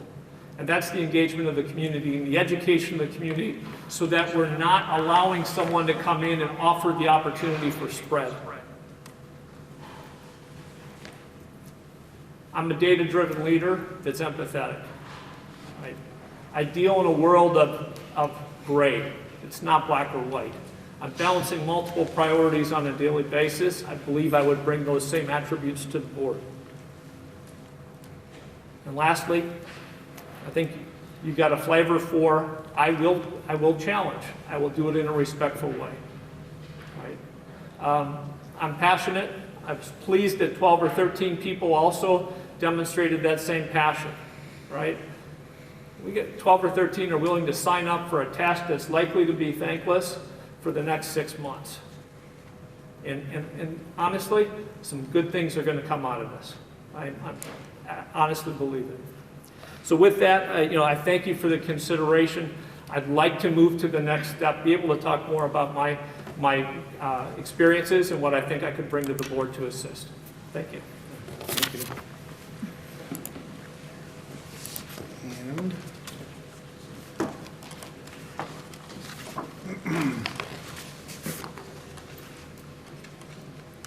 we have a few statements of support for Mr. Harold.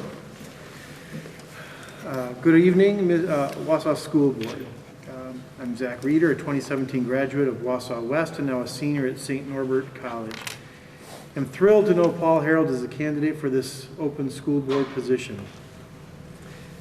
I have a younger brother currently at John Muir. I did not know Paul until this late spring, and he made a great impression on me right away. The biggest takeaway I got from Paul was how willing he was to go out of his way to help me and other student workers out. He's a very busy man, and he took time out of his day to help and recreate my resume, which shows how much he cares about his workers and his students' futures.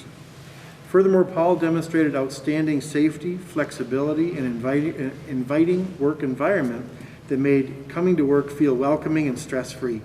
I didn't have to worry about going to work, even during this pandemic, because Paul took steps early on to make sure everybody stays safe. Lastly, Paul was very focused and determined to get the job done.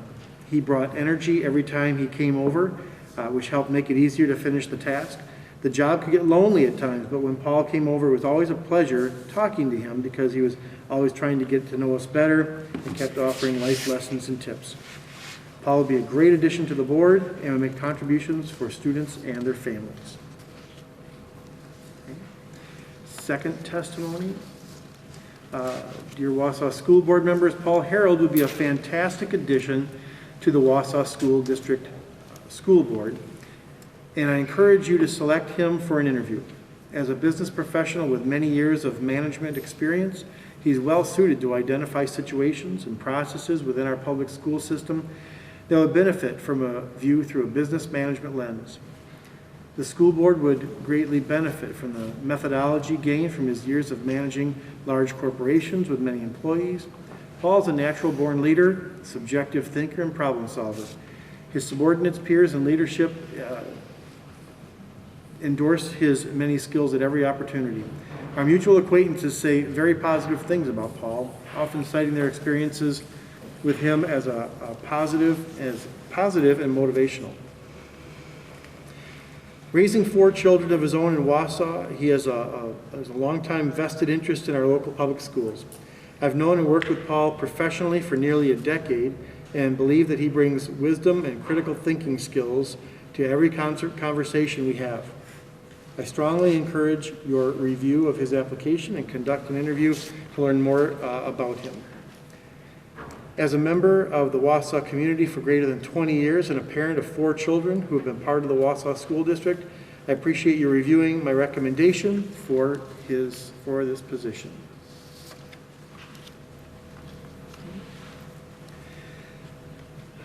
Next, my name is Lauren Heeg, and it's my honor to provide this brief statement in support of Mr. Paul Harold. As a senior at the UW-Milwaukee, this past summer I was fortunate to work under the direction of Mr. Harold at the Great Lakes Cheese Company. From my personal experience, I witnessed an extremely supportive manager that always took the time for me and my fellow co-workers. Always approachable and genuine, Mr. Harold went out of his way to help mentor and guide me and others in a very authentic manner, never too busy and always helpful. I know that Mr. Harold truly cared for the well-being of young people like me. One example of his care was when Mr. Harold assisted me and others with our resume preparation and interviewing tips. From personal experience, I know firsthand how much Mr. Harold genuinely cares. In the interest of the Wausau school system and young students like myself, I would encourage the Wausau School Board to move Mr. Harold through to the interview process so that you too can see the energetic and sincere individual that I know in Mr. Harold. Oh goodness, this one's gonna be tough. Hold on.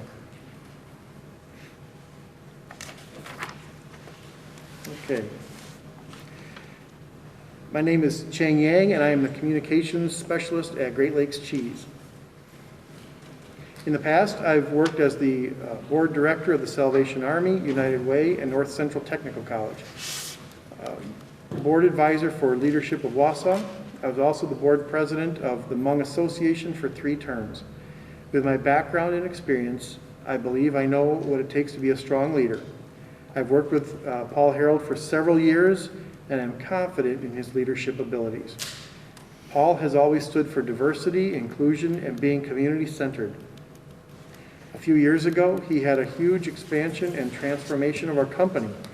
Paul was a firm believer in hiring employees of all backgrounds and experiences because every member of our community has something valuable to bring to the company.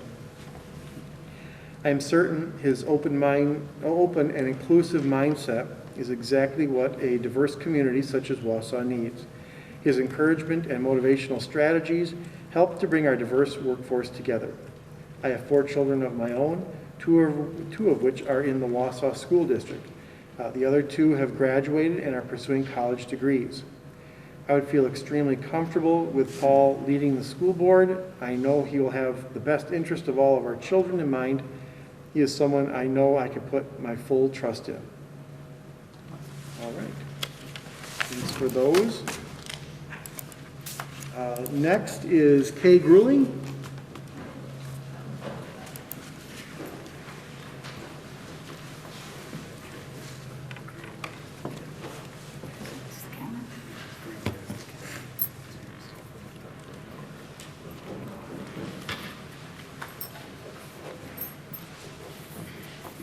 Members of the board, Dr. Hilt, and community members, Thank you for allowing me to speak this evening in respect of everyone's time, and since you've already received information in written form, I will just highlight some items as well as provide a few examples. I also have requested only one person to speak on my behalf. I apologize at the onset for my raspy voice and cough. It's not good for projecting. Allergies and asthma, unfortunately, are not good companions today. First, I have heard some concerns about politics in regard to this nonpartisan position. I must confess, I was raised a Merrill Blue Jay, but over the past 3 decades of living in the Wausau School District with 3 West grads, I can assure you that my allegiance is steadfast with the Wausau School District. So why did I jump into this? As you can see in my submitted materials, I've spent my entire life in service of others and in a variety of capacities. As a physician, I feel it is my duty, my obligation to help others through the use of my medical expertise inside as well as outside of my actual medical practice. As a citizen, I feel it is my duty to use all of my skills for the betterment of others, even if there is no financial or political profit for me. This strong sense of service has motivated me my whole life. Therefore, as I watch the news reporting regarding COVID-19 and the Wausau School District, I would notice voids in the information presented. Scrolling through social media platforms, I was alarmed by the large amount of misinformation being propagated. I wanted to help. Upon noticing the school board vacancy, I realized that my interest in helping the Wausau School District, especially during this current pandemic, would best be served by being a member of the Wausau School Board. What are my qualifications? There are 5 main pillars: broad depth of knowledge and experience in education, substantial knowledge of and involvement in the Wausau School District over 2 decades, experience working together as a team for results. I value public education and my medical background as a family physician. First, education. Besides multiple years of education myself, I've also been a teacher, preceptor, mentor, lecturer, etc. throughout my life. I've organized multiple symposia and courses, some of which are highlighted in my submitted documents. Number 2, substantial knowledge of and involvement in the Wausau School District for over 2 decades. My children attended the Wausau School District from 1999 to 2014. I've always been engaged and involved with my children and the schools. Even the first 15 years of my career, working 100-hour work weeks and eventually dropping to 60-hour work weeks, I planned and prepared ways for which to be there for them in their schools. Certainly, I was actively involved in PTO and other events like working at food stands. I tried to incorporate healthy advice along the way. Some things were more noticeable, but most were behind the scenes. Although some may seem trivial to the outsider, they were meaningful to students and/or families and teachers. For instance, long before everyone had cell phones, and certainly cell phones that could take a decent photo, I'd use my better than most camera and took pictures of all the students at their concerts, sporting events, special programs, etc., after people repeatedly asked me to take photos of their children. Teachers would print photos to place in classrooms to motivate students. Parents liked getting a CD full, yeah, we needed a CD then, couldn't help, from their children's sporting and other events. Do you realize how many photos are taken when you take a minimum of 3 individual photos of each of 75 cross-country runners plus group shots and the like? It was over 1,000 photos at each meet or event typically. These photos would even be submitted to colleges for students recruited for a given sport, and were also sent to the yearbook staff who were unable to cover all the school events but wanted documentation of them.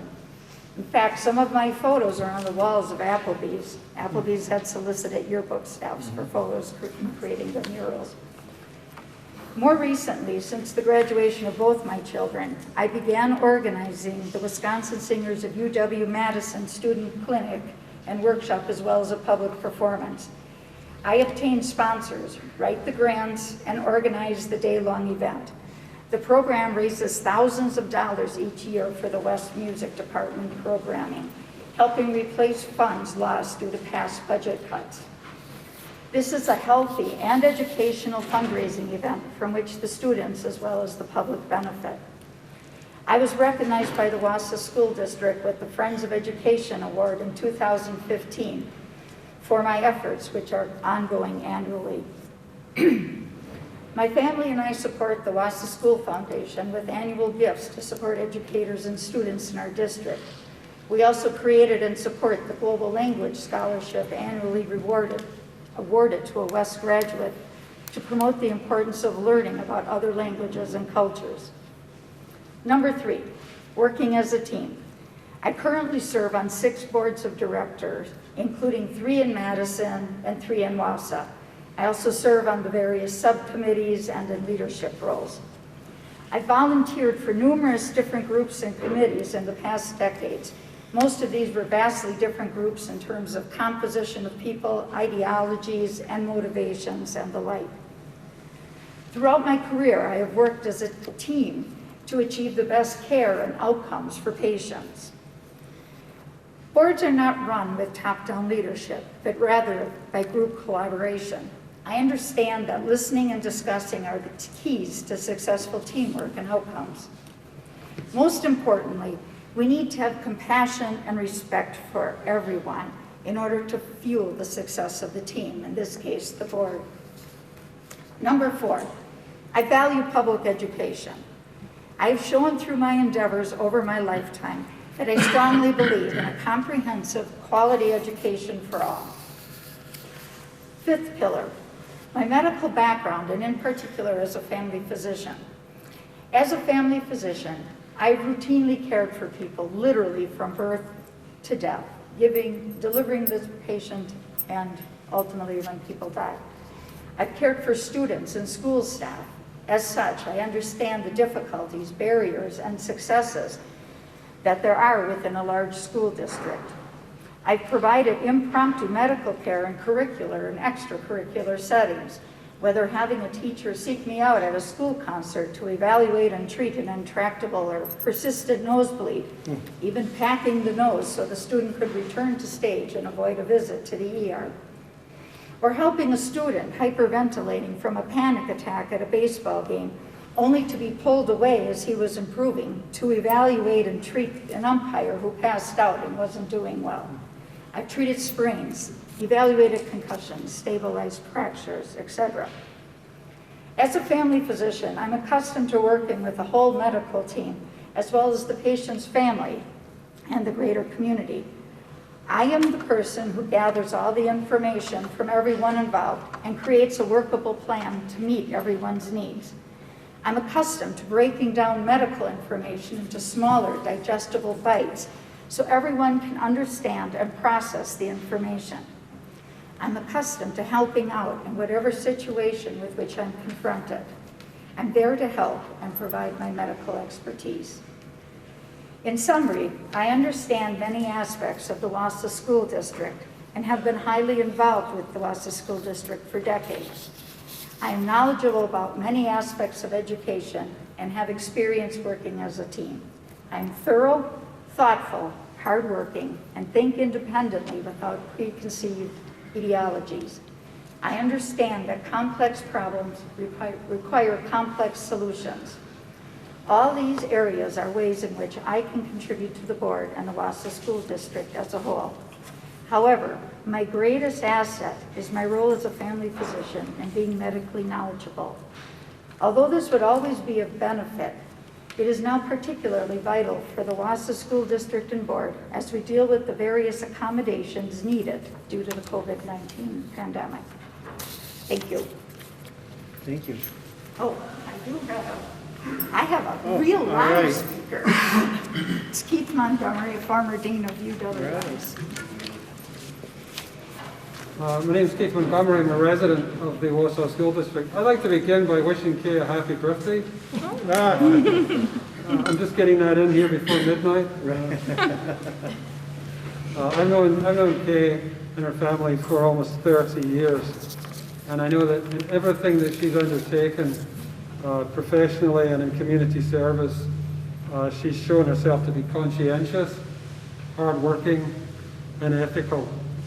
She has the qualities and the qualifications required of a school board member. I have some experience in that. I was a member of the board from 2004 to 2012, so I know what's required when I say that. Over the years, Kay's involvement in schools has been impressive, as she made clear in her statement. For her hard and successful work in raising funds for the music program here at West, she was recognized by the district as a Friend of Education in 2014, and this work is ongoing. She's also done impressive work in global language education as well. Dr. Grueling, as she pointed out, has extensive non-profit board experience. She's currently a member of the Aspirus Health Board and the Health First Initiative, for example. She knows how to work on a board.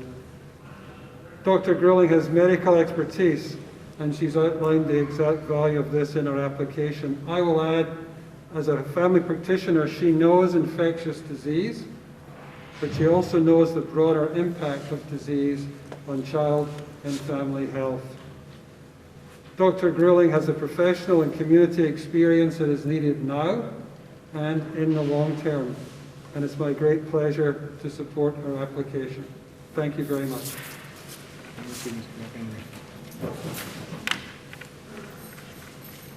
All right.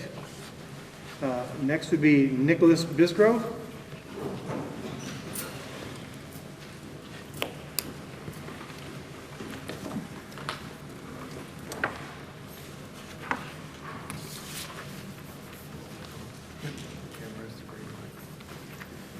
Dr. Hiltz, Wausau School Board, members of the community, as I stand before you, I'm a father of a first grader at Stettin and a stepfather, soon to be stepfather, I recently engaged, to a fourth grader at G.D. Jones. I ask myself, why am I here? I ask myself what I hope to accomplish. We're in extremely challenging times, with equally challenging issues facing the district. The board has made many difficult decisions, and sadly the community is failing to be united behind those board decisions. I've also made many difficult choices in my life, some of which I knew weren't going to please everyone. But when you're a leader of a team for over 10 years, you have to consider each one of your actions, your choices. How are they going to affect everything, not only presently, but in the future? No matter which action is taken, something could have been done better, someone will be disappointed. But with the school board, this isn't providing a great customer experience or a triumph through strong sales. This is our community's children, our community's jobs, our community's futures that are all on the line. I ask myself, again, why am I here? I'm here because I care.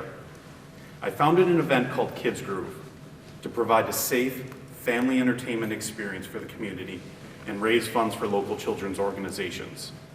To give back more to this community than it has given to me is my foundation for my motivation. To see the smiles of the attendees' faces made the months of planning and the 16-hour day all worthwhile in the end. Despite my disappointment, the pandemic has prevented Kids Group from proceeding into its third year. My passion for children's causes can serve the school board well in its absence. I have also had the privilege to teach junior achievement for the past 6 semesters. With my financial background and love for children, this was the perfect opportunity to pursue. To move forward, we need to look at what's best for our children and our community. We have never experienced anything like this in our lifetime. The effects of the board's decisions will last for years. To get back to normal, we need to listen to not only the community, but also the medical experts. We need to evaluate the risks and analyze what happened to other communities. Tough choices are going to have to be made, and I'm ready to make those, take responsibility for those choices as necessary. If I am chosen for this position, I commit to the time required to hear the community. I will listen to the medical experts and the families in the district. This isn't just about education during a pandemic, it's about the future of our schools. We have 2 referendums on the ballots for November 3rd. The outcome will determine what actions we take next and how we will continue to provide quality education for our community safely. There's a lot ahead of us and a lot at stake. Thank you for your time. I appreciate your consideration for the seat on the Wausau School Board. Thank you. Thank you.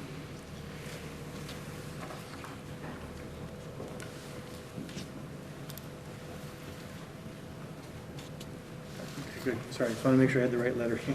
So we have one letter of support for Nicholas. I'm writing to recommend Nicholas Bisgrove for a position on the Wausau School District Board.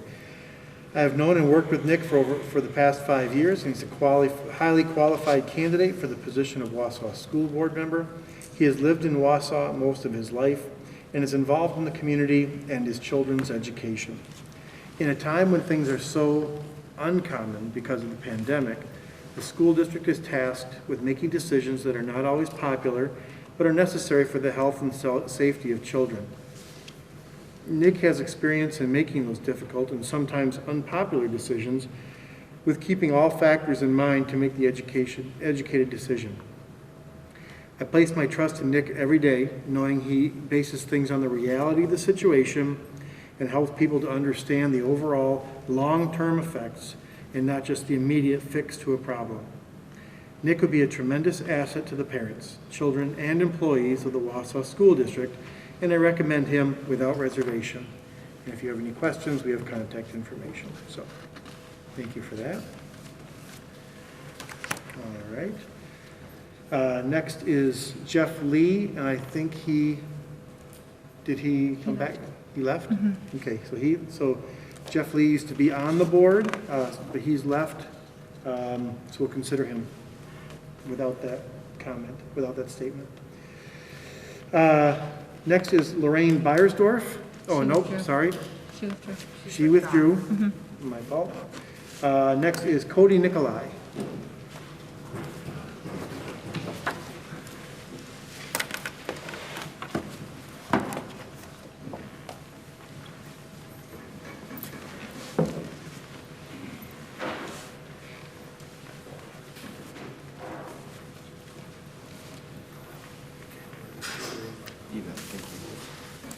Members of the board, Dr. Hill, thank you very much for allowing me to apply for this position. As you know, I ran in the last school board election. Unfortunately, I came out the loser. There were 4 of us that ran for 3 spots. Congratulations, but I thank you for this opportunity. When I saw the seat become vacant, I figured I'd throw my hat in the ring. It's really hard to follow, this group of candidates that you have. It's really impressive to see so many good candidates come up. So I'm going to be brief. You have my bio. Most of you know something a little bit about me from the last election cycle. So I'm a physician, I'm educated, I love education, I love Wausau. I was born here, left when I was 3, came back 3 years ago. So Wausau's always been my home, this is my future, this is where I want to stay. Father of 13 children, we have a large family, which is always fun and exciting. But I care about Wausau, I care about the education of our future citizens of Wausau. I want my children to be happy here, I want to be happy here, and really that's dependent on our education of our children, and I think I can bring some unique ideas. And I'm not going to go into a whole lot of other stuff. You kind of throw a speech out after hearing all these great words that everybody else had to say. So I'm here, and if you guys so choose, I'd be happy to help serve and help do what I can to continue to progress the state of education in Wausau. Thank you very much. Thank you. All right. Yep. Next is Mark Holdhusen.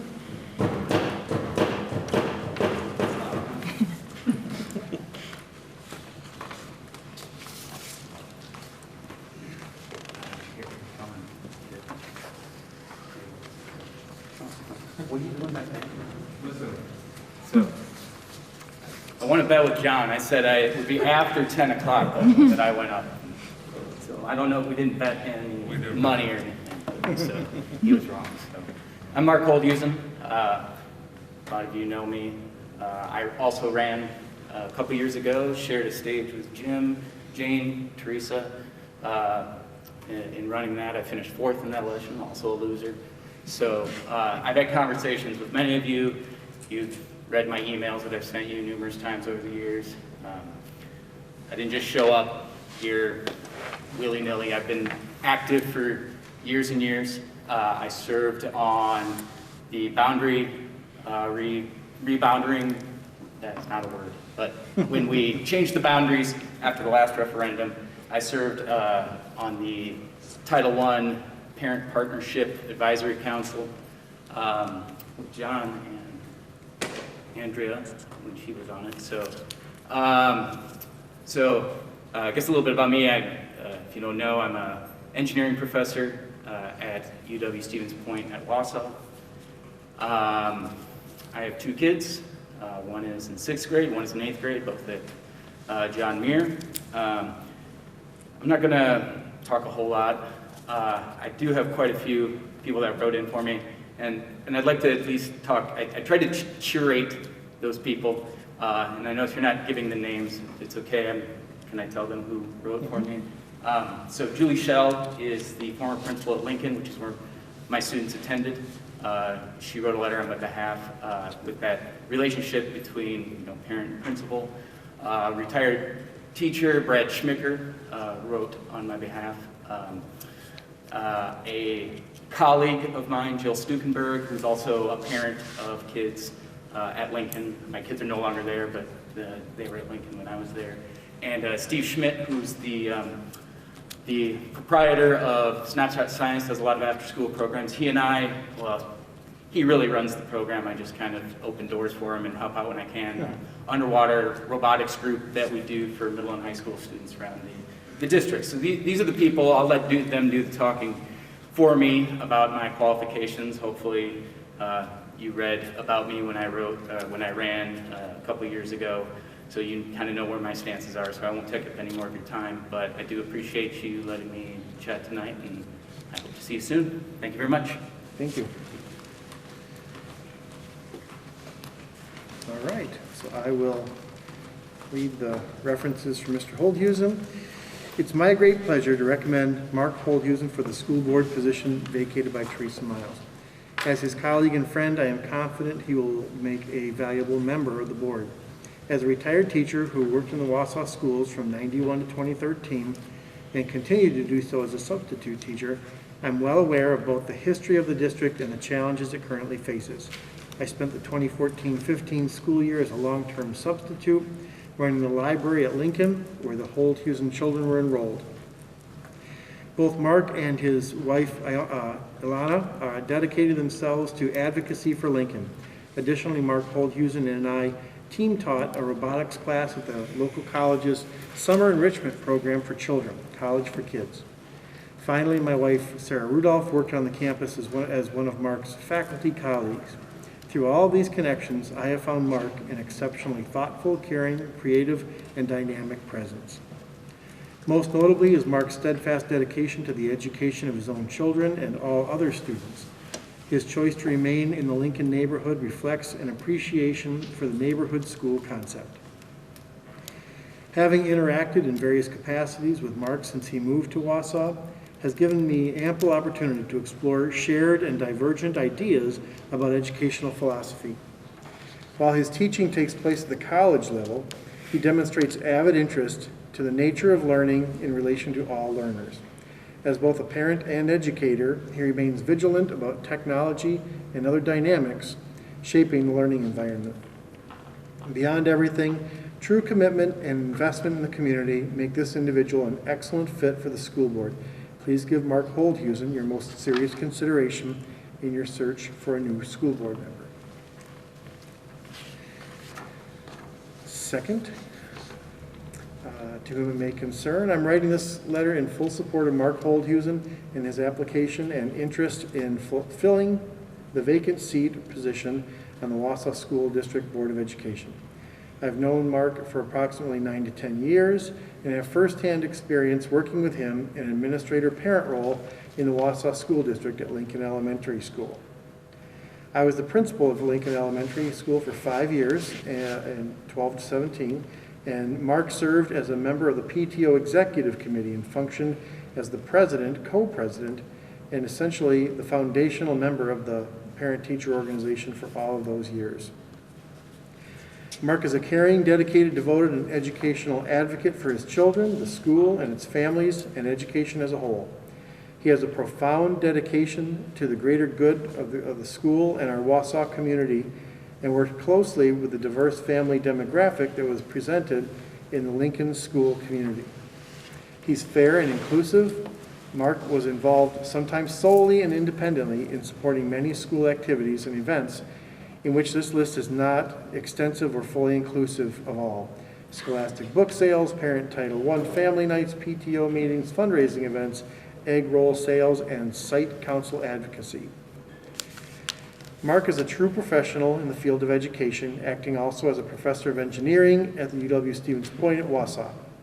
As a member of the faculty there, he is highly respected, and his integrity for the value and appreciation that a quality educational experience brings to students and family is evidenced by his own career path and forth-standing positive reputation. Mark has the background, professional experience, and the family and parental experience working intricately for and with the schools to make a significant impact on the important decision-making and policy governance role that a board member takes in the Wausau community. He has my fullest support and would be an outstanding member of this honorable board. After 23 years working in the district, prior to my current position as the Director of Instruction for Mosinee, I would want Mark Holdhusen as an advocate for my own children in Wausau and the students in my current realm as well. Good.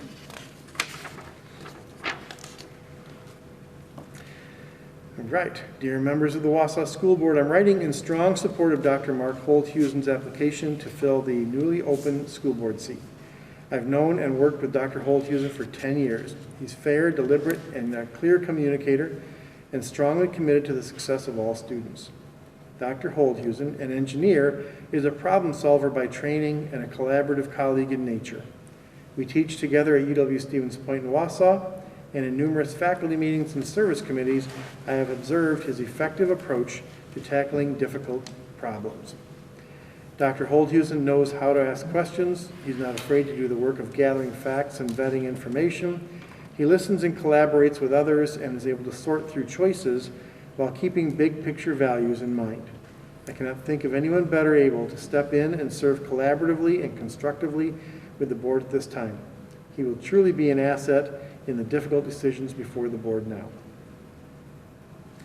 Dr. Holdhusen is a committed and experienced educator who knows the daily realities that teachers and school administrators face. He'll hit the ground running with full understanding of complex issues like access to education, inclusivity, school funding, assessment practices, school safety, and support for teachers. Most key for any educator, he's committed to diversity and access to education for all learners. UW-Stevens Point at Wausau is an open access institution serving students of all backgrounds, and our small size allows faculty to work directly and individually with students who are first generation, academically at risk, or from groups that experience discrimination. Excuse me. Dr. Holdhusen shows his commitment to education by choosing to work at an open access institution and by his actual hands-on work with students every day. Finally, I know Mark as a fellow parent, and I want to attest to his true understanding of the concepts that it takes a village to raise a child. I've stood with Mark in sunshine and snow while we waited to pick up our kids at Lincoln parking lot, and he's the friend that I trust most to walk my child home in rare cases I need that help. I've attended the fundraising parties his children throw to gather donations for the animal shelter. Just last weekend, our children together built a can sculpture for the United Way's United We Can event. Right now, as a few neighborhood families have joined together to support each other while our children are learning at home, Mark volunteers to help my son and 2 second graders during an hour in the afternoon when we needed an extra adult in the room. Mark's values are grounded in serving others in the community, and he's particularly understanding of the needs of children and families. In closing, please accept highest recommendations for Dr. Mark Holdhusen to serve on the Wausau School Board. He's skilled, knowledgeable, and compassionate. He'll be able to step in at this time and contribute to the important work of the board. And lastly, dear Wausau School Board, I'm writing to recommend Dr. Mark Holdhusen to fill the school board seat vacated by Teresa Miles. I have known Dr. Holdhusen for at least 15 years through our common educational endeavors, which include my recruitment of him to judge a high school science competition where we first met. and he helped me to start an underwater robotics club through UWSP Wausau Continuing Education 6 years ago. The Robotics Club has appreciated the many hours Dr. Holdhusen has lent his time, opened his lab, and served as our president. Through our time working with the Robotics Club, Mark and I have chatted periodically about education beyond that of the club. His experience as a professor gives him the credibility with educators in the district as he understands the unique demands of the classroom. The merger of the UWSP campuses and several years of state budget strain on the university system have given him experience navigating consolidation, something that's clearly on the board's plate. It's clear to me that he has an insight into education, not only because of his career as a professor, but also because his children are students in, and his partner works in the district serving children with special needs. He has a personal stake in seeing the district succeed. While Mark's children attended Lincoln Elementary, he walked his kids to school and found that others would join the walk, with as many as 10 kids in the caravan. His sense of community also extended into roles in the PTO, Title I Parent Advisory Committee, and Chief Popcorn Popper at school events. That said, I know he'll make decisions to improve learning conditions for all.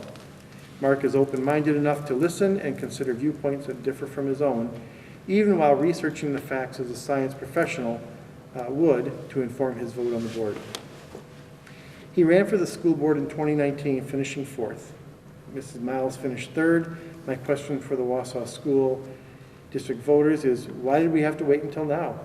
If I were on the school board, the choice seems obvious. Choose Dr. Mark Holdhusen for the vacant seat.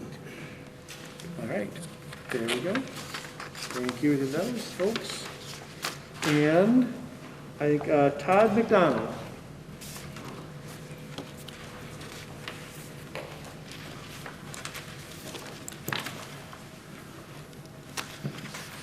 Got a good news sandwich for you. Good news is I'm the last speaker. What's been a very long night, and I'll attempt to be brief. One of the many things that I learned here at Wausau West, in fact, just right up here in room 103, was humility. So rather than reading a lengthy letter, I'm going to defer to those who have submitted letters of support. Bad news is that I think there's several letters. Dr. Hiltz, like a half dozen or so. My apologies for that. Good news on the other side of that is I don't think you guys can make a wrong decision tonight. Anyone who's willing to serve on what is obviously a divided board amid a pandemic and a referendum is worthy of your consideration. I just want to make a few points. One, that while we primarily serve students in the Wausau School District, we also serve the community as a whole. I'm not here just interested in navigating the current pandemic, but you'll likely see my name on the ballot come April, because I've had a long-standing interest in serving on the school board. You've read my letter. I've served on a number of boards. The key thing that I'd really like to do for our community is to invoke the type of love of the school district that we have of our football teams, whether it be the Packers or the Steelers.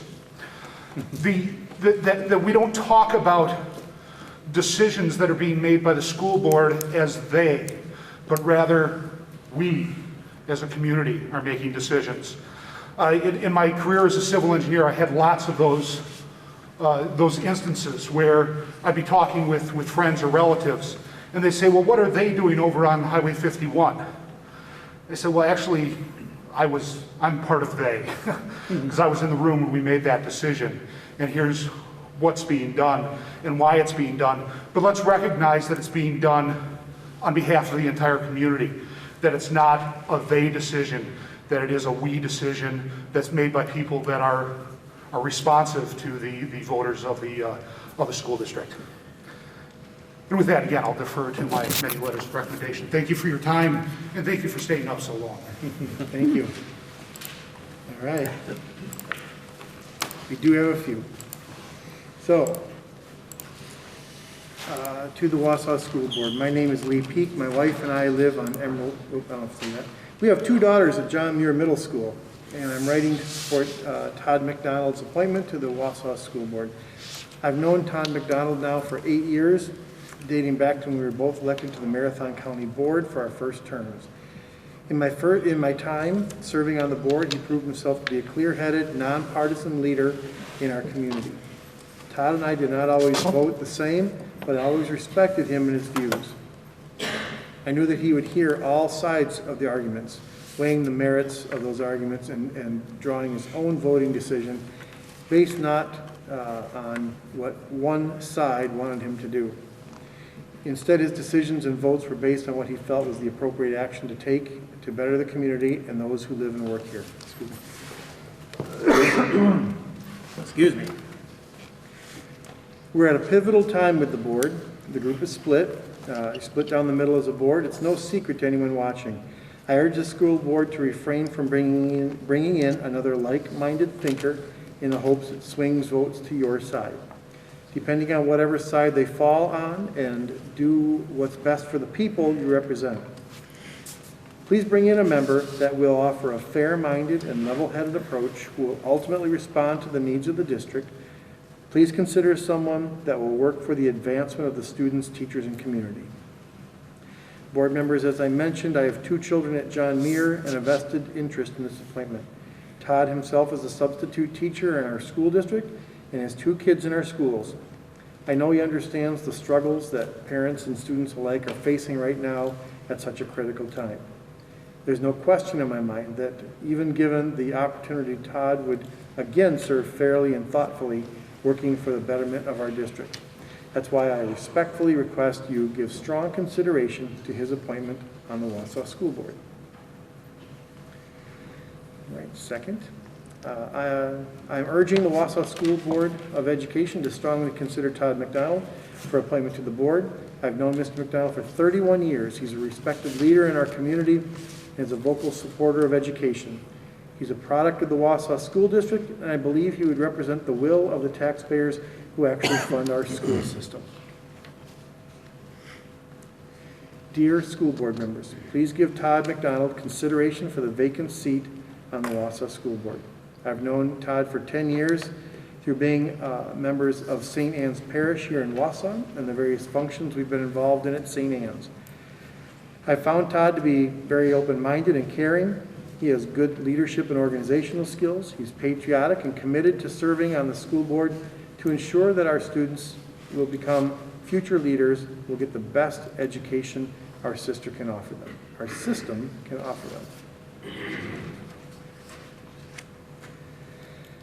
I would like to endorse Todd McDonald for the vacant seat on the Wausau School Board.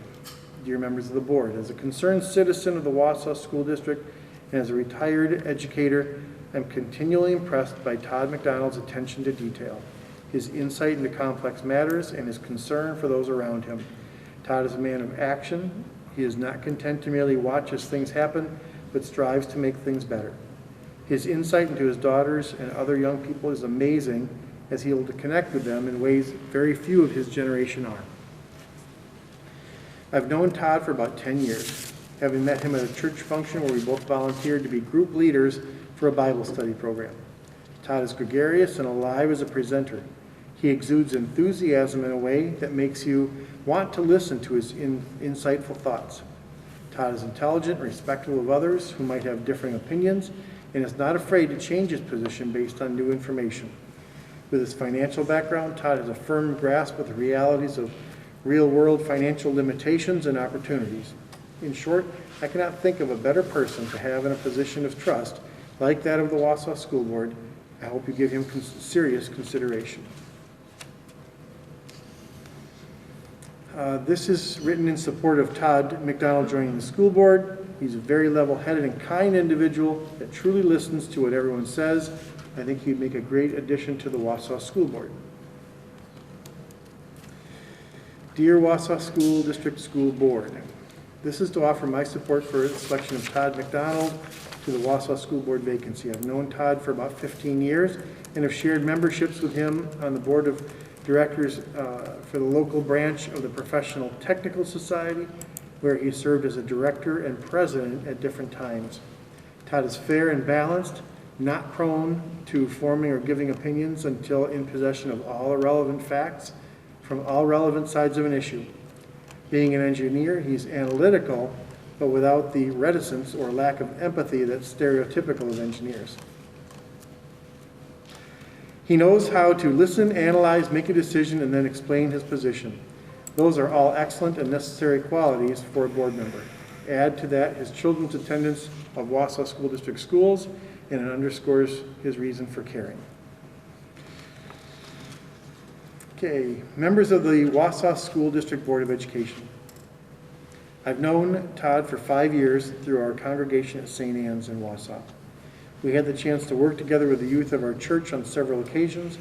Todd has an excellent attitude in guiding the youth in their development. He's always empathetic, open-minded, allowing them to become leaders and showing he truly cares about them. His other traits include showing his own leadership skills, organizational skills, willingness to hear the other points of view, and a commitment to an outcome that is beneficial for all involved. Todd is my support, and I respectfully request that you would be respectful to Todd and offer him the opportunity to be considered for this vacancy. All right. Good morning. Is it? Getting there. Good morning. I would like to endorse Todd McDonald for the open seat on the board. He's a great man that truly has students' best interests at heart. He's intelligent, caring, and I believe the best candidate for the position. Thank you for all you do. I would like to publicly endorse Todd McDonald for the vacant board seat. I'm a Wausau resident.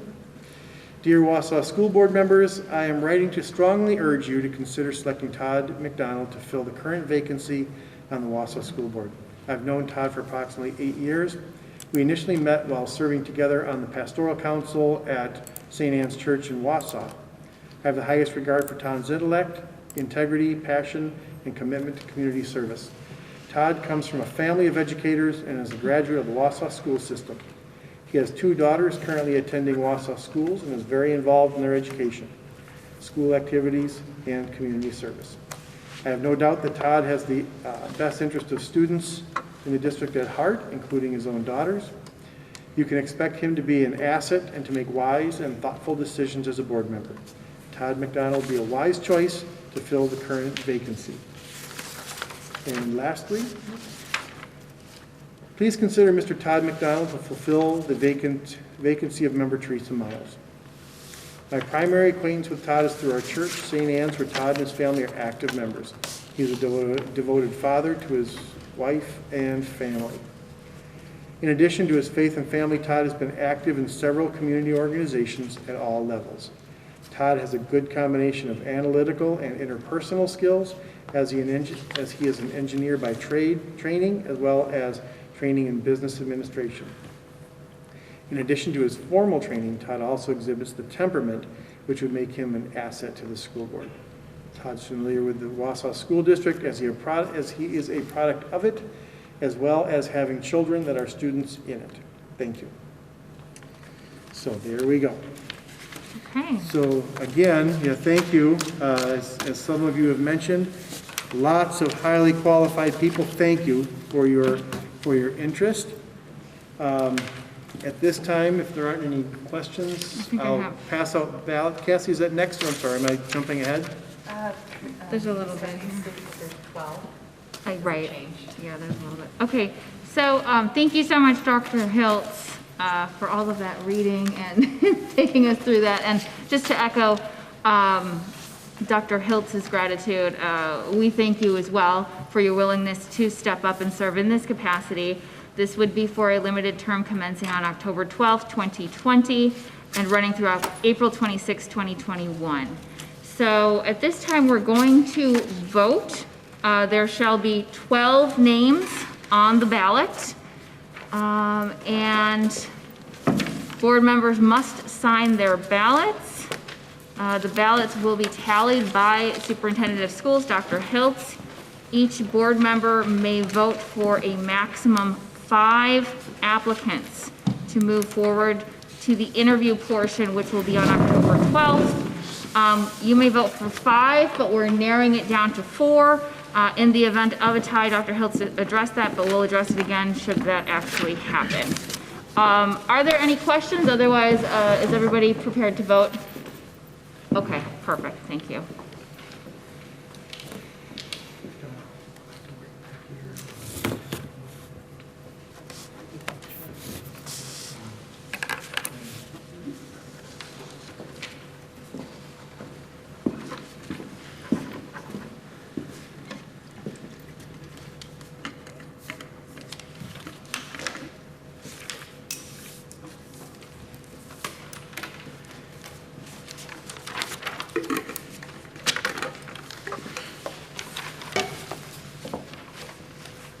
Yep.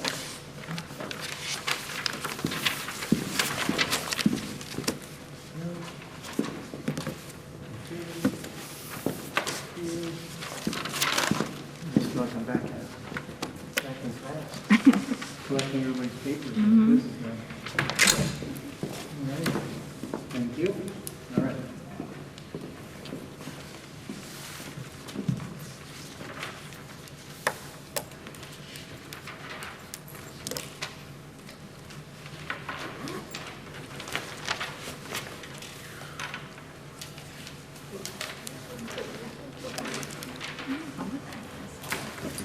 I'm at 5%. We'll see if I make it.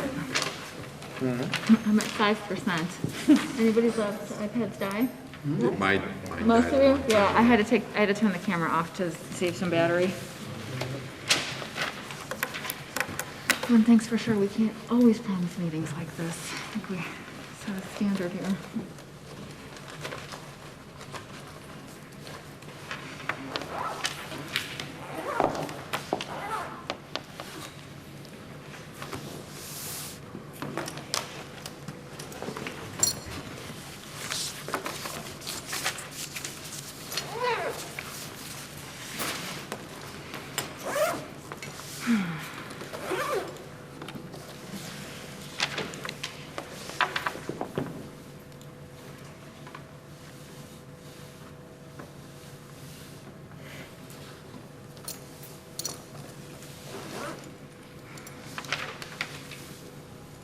So this is what a quiet room sounds like.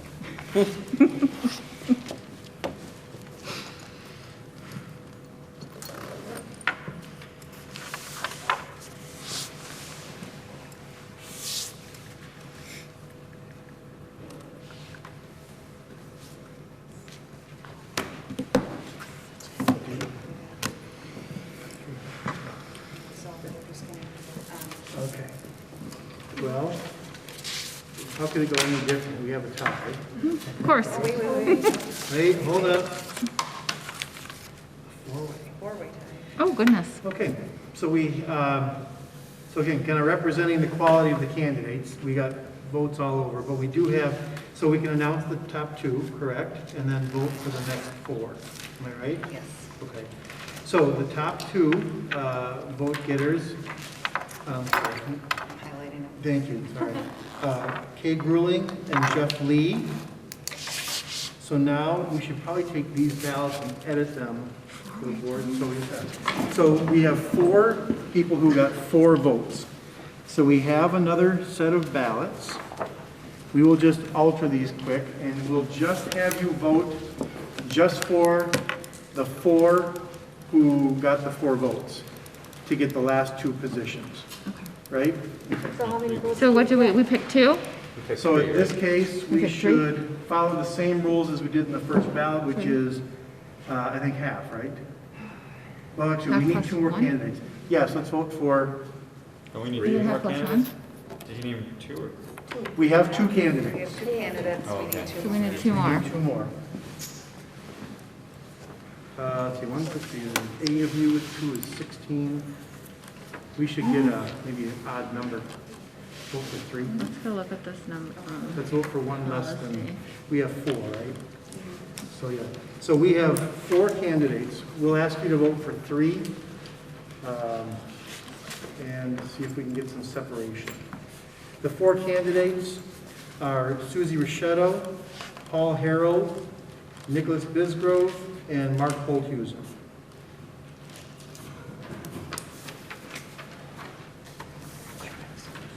Yeah.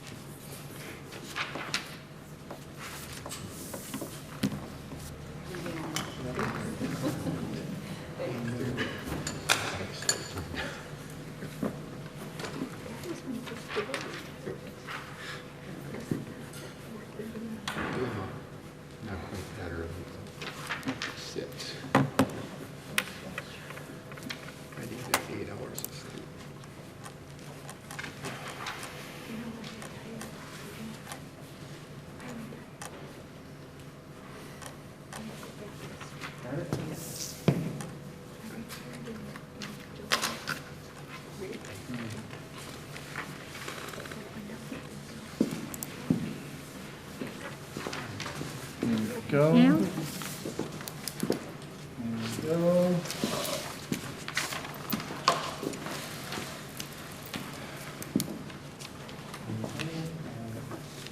And you said for 2? I said 3, right? Let's go with 3, please.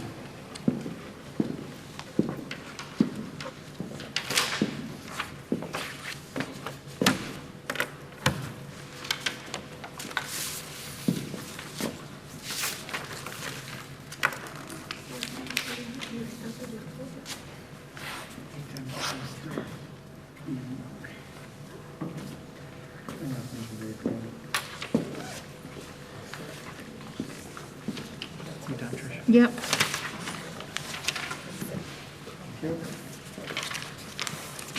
you. Thank you. Thank you.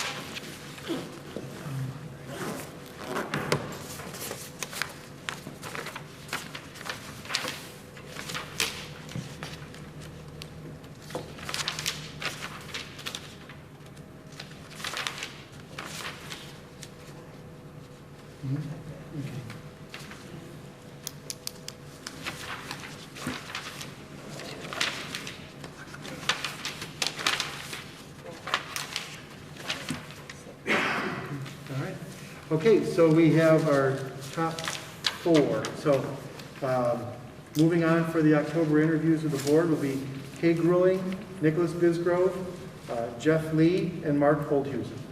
So congratulations to all of you. Thank you for your interest. Thank you for being here tonight. Is there anything else we need to share with the candidates at all? No, I'll send out an email. Okay, Talk all with right. them. All right. So thank you, everybody. Appreciate your time and your dedication. So. Okay, thank you very much. And with that, I am seeking here at 11:05 p.m. a motion to adjourn. So moved. Second. All in favor? Aye. Opposed? Abstentions? Motion carries. Meeting is adjourned.